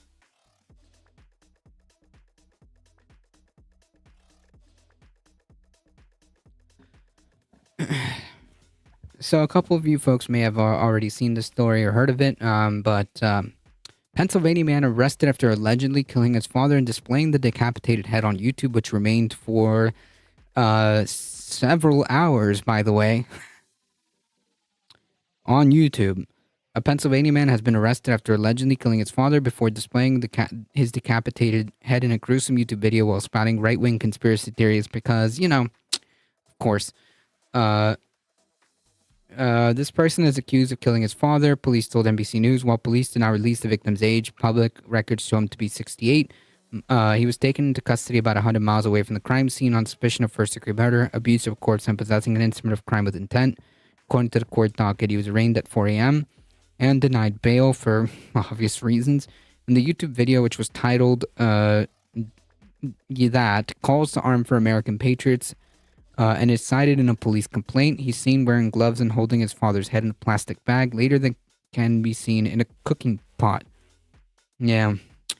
Said his father was a federal employee for 20 years and refers to him as a traitor, calling for the death of all federal officials attacking President Biden's administration, BLM, and the LGBTQ community and Antifa activists. YouTube removed the video, which is more than 14 minutes long, hours after it was posted, about 6 hours. In a statement, YouTube spokesperson said the video was taken down because of its strict policies prohibit graphic content and violent extremism, or, murder. I'm cooking, I'm sorry. I should have done a warning here. The video was removed for violating the graphic violence policy, and his channel was terminated in line with the violent extreme policies. Our team are closely tracking to remove any re-uploads. He has filed at least 3 lawsuits against federal agencies, including the U.S. government, claiming they negligently caused him to take out student loans between 2010 and his graduation from Pennsylvania State University. A court filing shows he paid a fee of $2,000, and after his claims were dismissed, he sought to have the judge recused from the case because of what he claimed to be a personal bias and conflicting personal financial interests. In a legal opinion on the case, the judge called the accusation entirely speculative without factual basis, and said that his complaints were inaccurate allegations of a disappointed college graduate. I mean, like, to be fair, like, he, I don't know if I would blame the U.S. government, but, like, man, it's okay, my mac and cheese is done and it's in a big pot. Spaghetti, nice. In a legal opinion, he also sued his former employer, Progressive Insurance, in 2020, alleging wrongful termination and sex discrimination against men. He was hired as a customer service representative in 2016 and was fired in 2017 after he kicked open the facility's doors. The district court ruled that he failed to establish a case of discrimination. When he was filing his lawsuit, his parents were giving him about $540 a month. He indicated in the court filing shortly before Progressive fired him, he had taken a trip to Vegas to see if he could pursue a music career. He represented himself in the lawsuits. He was highly active on social media where he promoted his self-released music and books, including dystopian science fiction. A nonfiction book released in Amazon titled The Revolution's Leader Survival Guide contains a transcript from of a letter to then-President Trump warning of a peaceful revolution helped led by the author if positive change does not come to America and the world soon. The suspect's mother found his father's body and called the police on Tuesday. When police arrived at the family home, they found him in a downstairs bathroom, decapitated with a large amount of blood around him, according to the police complaint. A machete, a large kitchen knife were found in the tub. Sheesh. Police found his head in a plastic bag and a cooking pot in a bedroom next to the bathroom, according to the complaint. They also found bloody clear rubber gloves in another bedroom. In a YouTube video, the suspect is seen wearing similar gloves. She told police that when he had been, she'd last been home at 2 p.m. And that her son was the only person there with his father when she returned home that evening. Shortly before calling the police, her son was missing, along with a car registered to her husband that had been in the driveway. Police later stopped him in Fort Indian Town Gap, about 100 miles away from the crime scene, driving the car that was missing. Fort Indian Town Gap near Harrisburg, Pennsylvania, has a National Guard training facility. We didn't know where he was going and what his intentions were when he left here. Fortunately, we were able to get his location based on his cell phone. The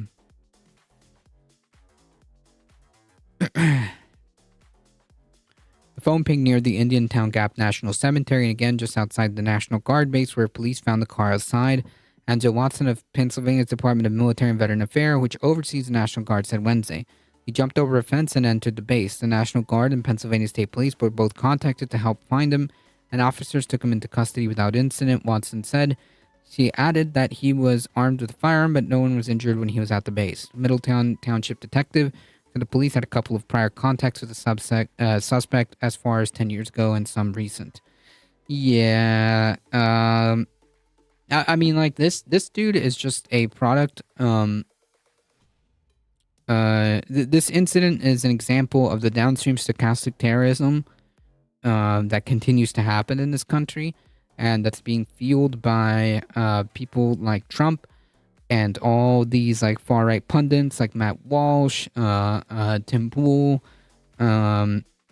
Michael Knowles, like the Daily Wire crew. All of these people.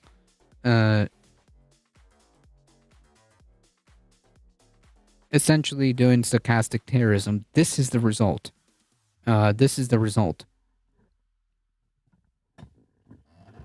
This is the downstream result of that. Okay?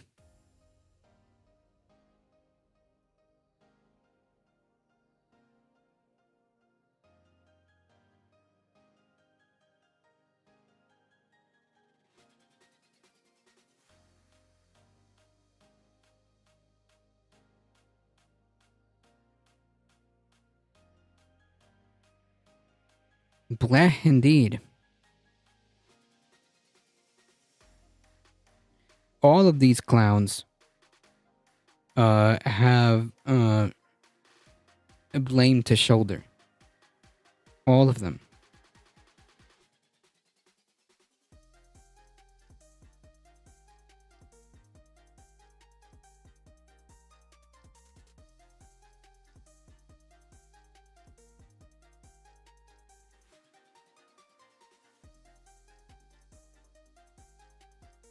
Yeah, that was tough.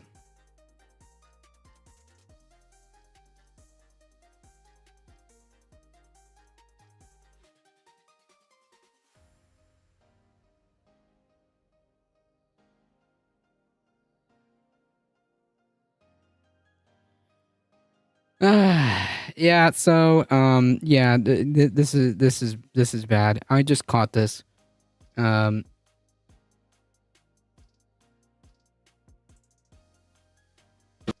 president has faced a lot of criticism in Michigan from the Arab American community. What does he say? What's his message to them? This is going back to what I was saying. Meanwhile, these GOP pundits say tech companies have blood on their hands.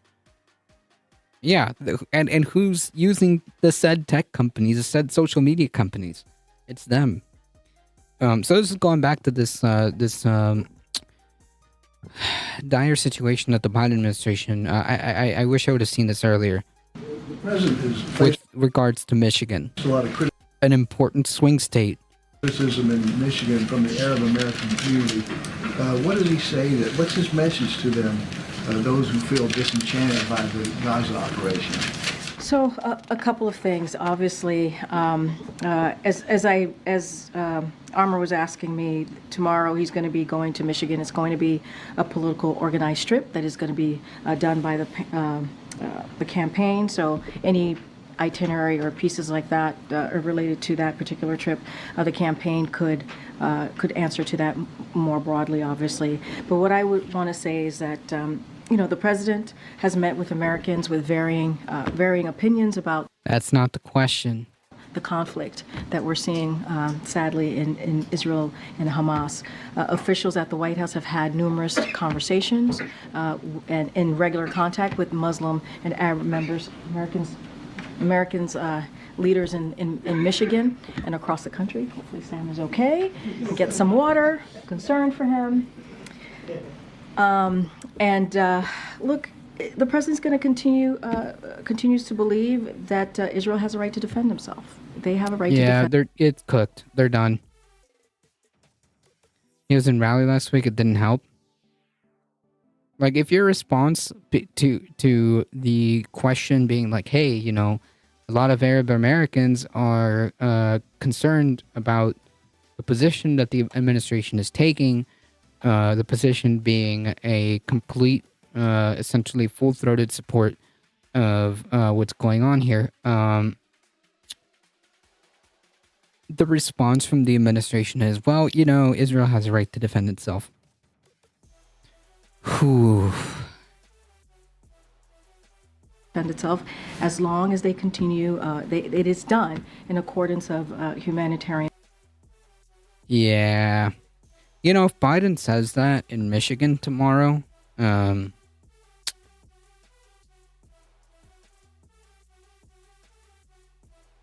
if Biden says that to the group he's supposed to be meeting,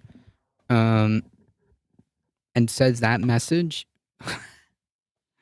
oh man, the guy in the press corps has been crushing it lately. International humanitarian law. So we will continue to have those conversations with them.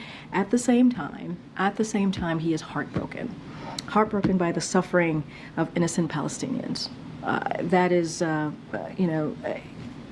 who have. Yeah, how are we supposed to believe that he actually cares about Palestinians when he's unilaterally supporting Israel, like not unequivocally, without stipulation? Who have been caught in the middle of this conflict, sadly, and between obviously Israel and Hamas, and he continues to press for humanitarian aid. You've heard the admiral speak to that when he was getting a couple of questions on that. And when we've had the humanitarian pauses in the past, we've been able to get about 100 hostages home to go back to their family and friends, right? Their families and families. That's great. Hey, what about the 10,000 dead children? Are we going to talk about that? And loved ones who are heartbroken right now, waiting for their loved ones to come home. That is very important.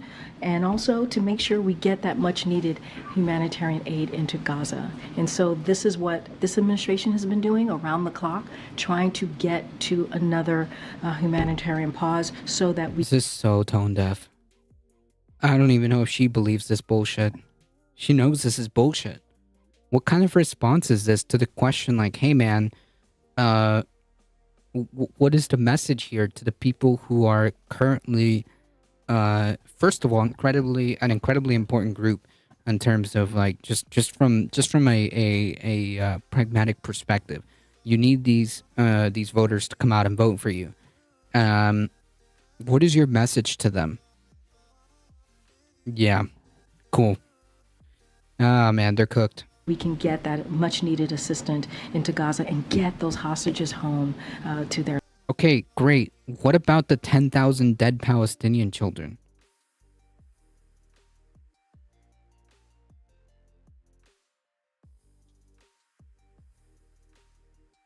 They didn't even mention any of this.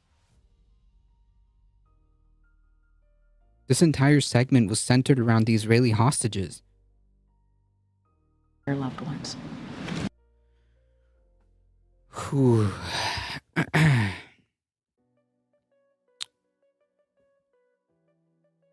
They're cooked.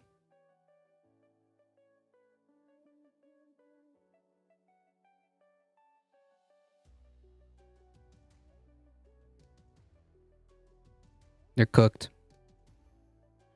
He has to have it on record that Biden cares about Palestinians even if he does nothing. Right, but like even that, like she this entire 2 minutes, she was mostly centering around like the Israeli hostages. Which the Israeli government doesn't even give a shit about.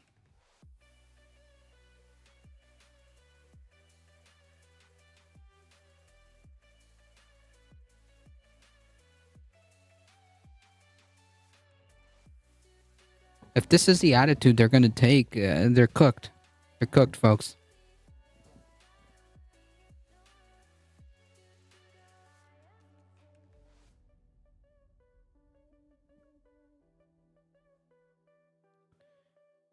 I know it, you know it, but they can maybe pull the wool over some eyes.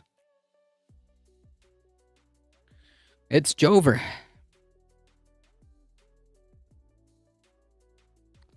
The numbers like this continue, if the numbers like this continue, like we were saying, like CNN, even CNN is projecting right now, again, this is just right now, that under these circumstances, Joe Biden would lose the Electoral College. It would be done. If things don't change within the next couple of months, then I would call it. I would call it. I mean, yeah. Save an act of God. I don't know.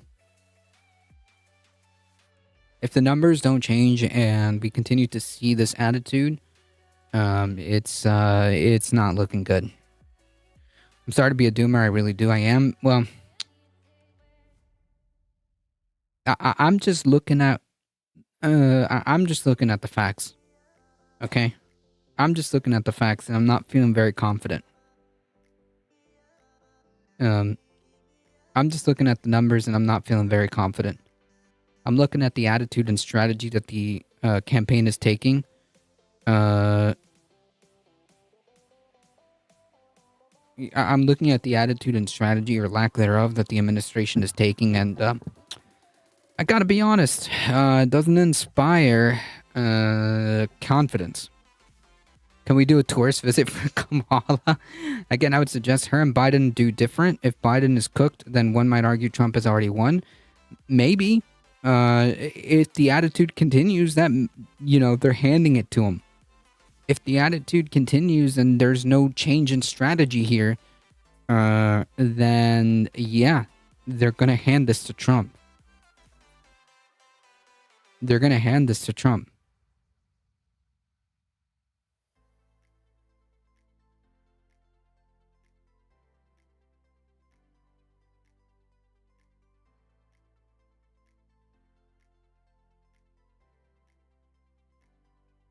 Do 75 million vote for Trump? I don't know. But I do know that it's going to be a very depressed turnout. That I do know. We don't really know. We've got a pretty good idea where the numbers are going. And if nothing changes, then the results are going to be the same. You know what I'm saying? Like we're already getting predictions that it's possible that Biden loses the Electoral College. Okay? We're consistently getting more polls at this stage of the game where in key swing states we're approaching double digits. It's not good. And the news of Electoral College numbers, why not a month past? Yeah, we can make predictions. I just showed it to you.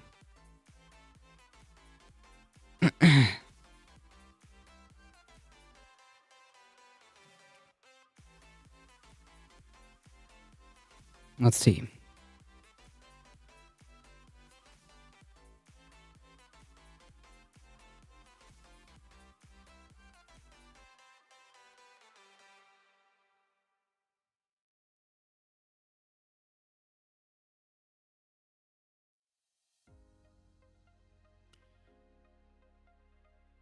Kamala has always come across as an extra as an SNL skit.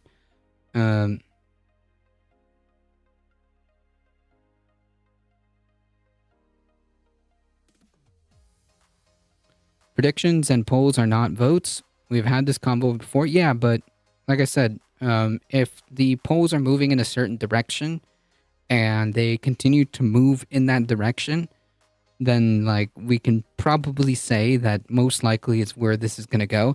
Like when you look at the polls for the when you look at the polls for the Republican primary, do you look at those polls and you go, well, predictions are not polls, or sorry, polls are not votes? No, you look at it and like, wow, clearly the winner is Donald Trump. Like there's no argument here, right?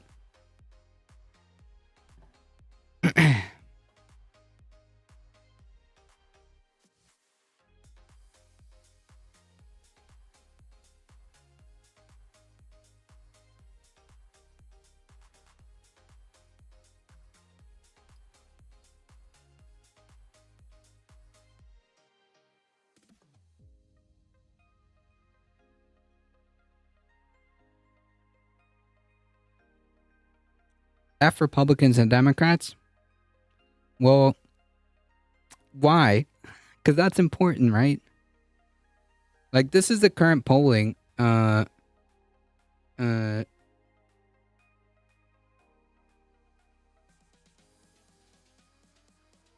This is the current polling in the Republican primary, right? I support Haley annoying Trump, but Trump is the nominee. Not yet. I mean, like, look at the gap between this. Do you honestly look at this and go, well, you know, I don't know, polls aren't votes? Like, no, of course not. You look at this and like, well, obviously this is a pretty solid trajectory, given the beginning, all throughout the year, all throughout last year, and this year. No one's gonna look at this and say, well, you know, polls aren't votes. I think this is pretty clear. I think this is pretty clear. Does that make sense?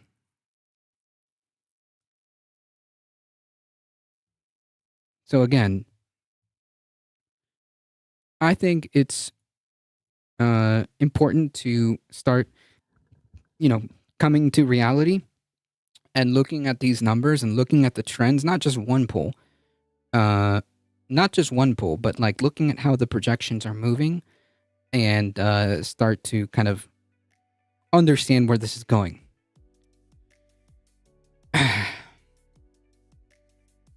The faster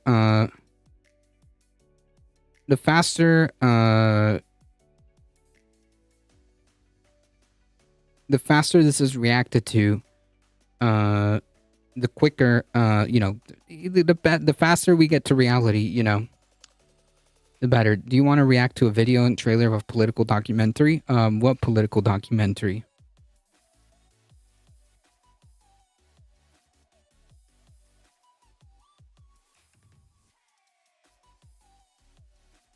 You're coming in at the tail end of the stream, but what political documentary? I'll look it up on my own. About Yanis Varoufakis? No, put the name on it, because like we don't have time regardless. But Eye of the Storm. Okay, well we'll check it out at some point, or I'll check it out, you know, when I have a second.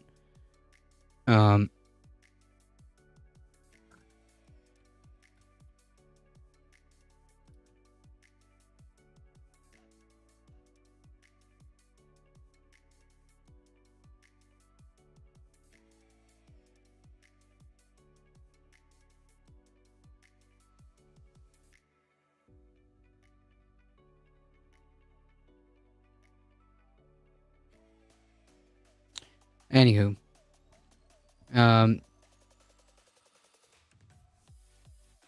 The point being is that this doesn't look good, okay? The point being is that this doesn't look good. I think they're saying that the documentary from Yanis Varoufakis, I forget who, like, is this guy,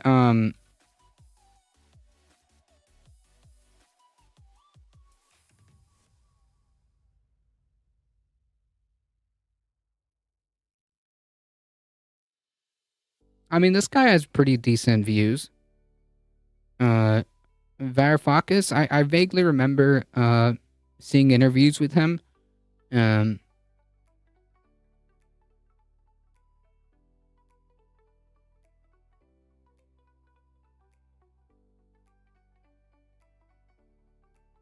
about it.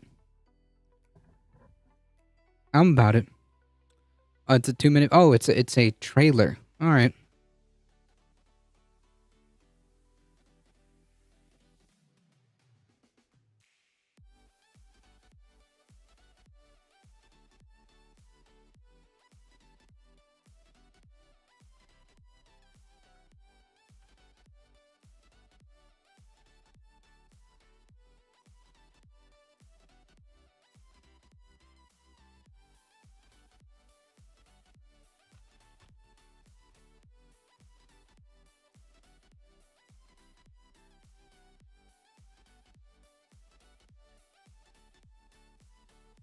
Debt is to capitalism that which hell is to Christianity. Unpleasant and essential. We are in the middle of the worst economic crisis since the Great Depression. The sacrifices of the Greek people will bring the country back to prosperity.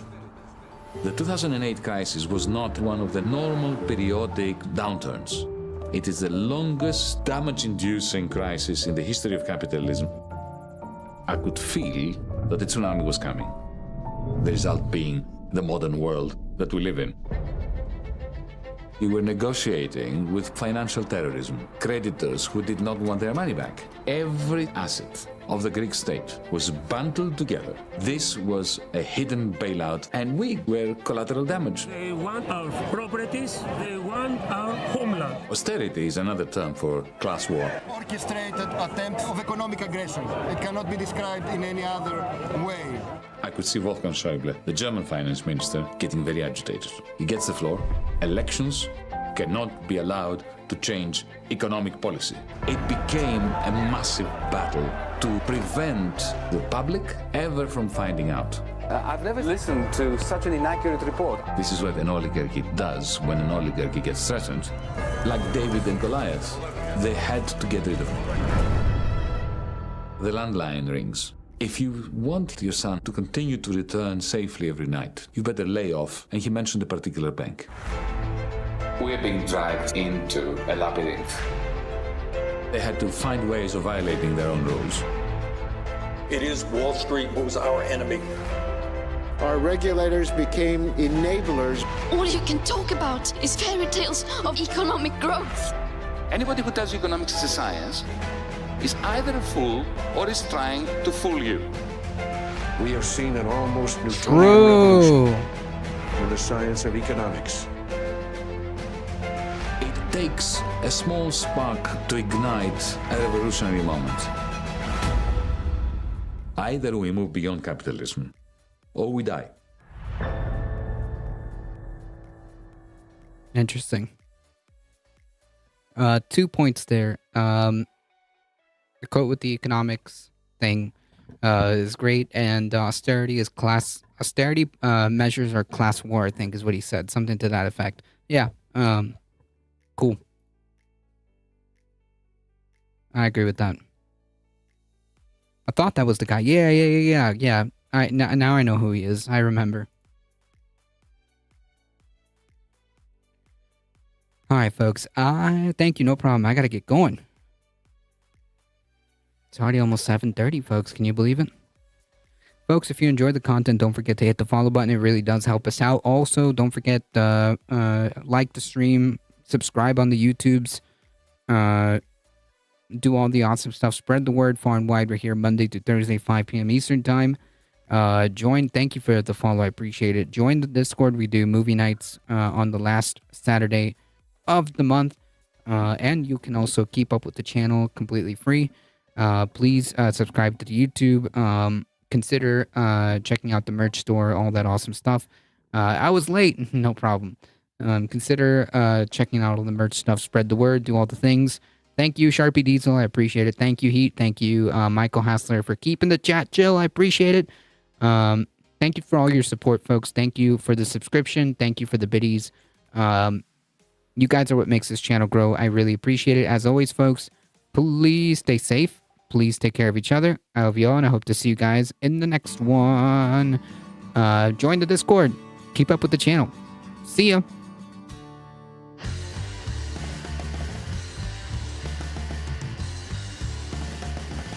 Did I say join the Discord? Because you should totally join the Discord.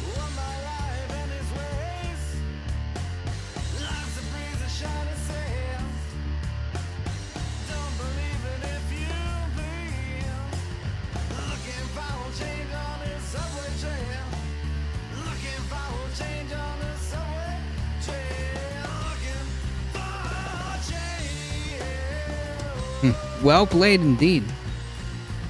Hang tight, folks.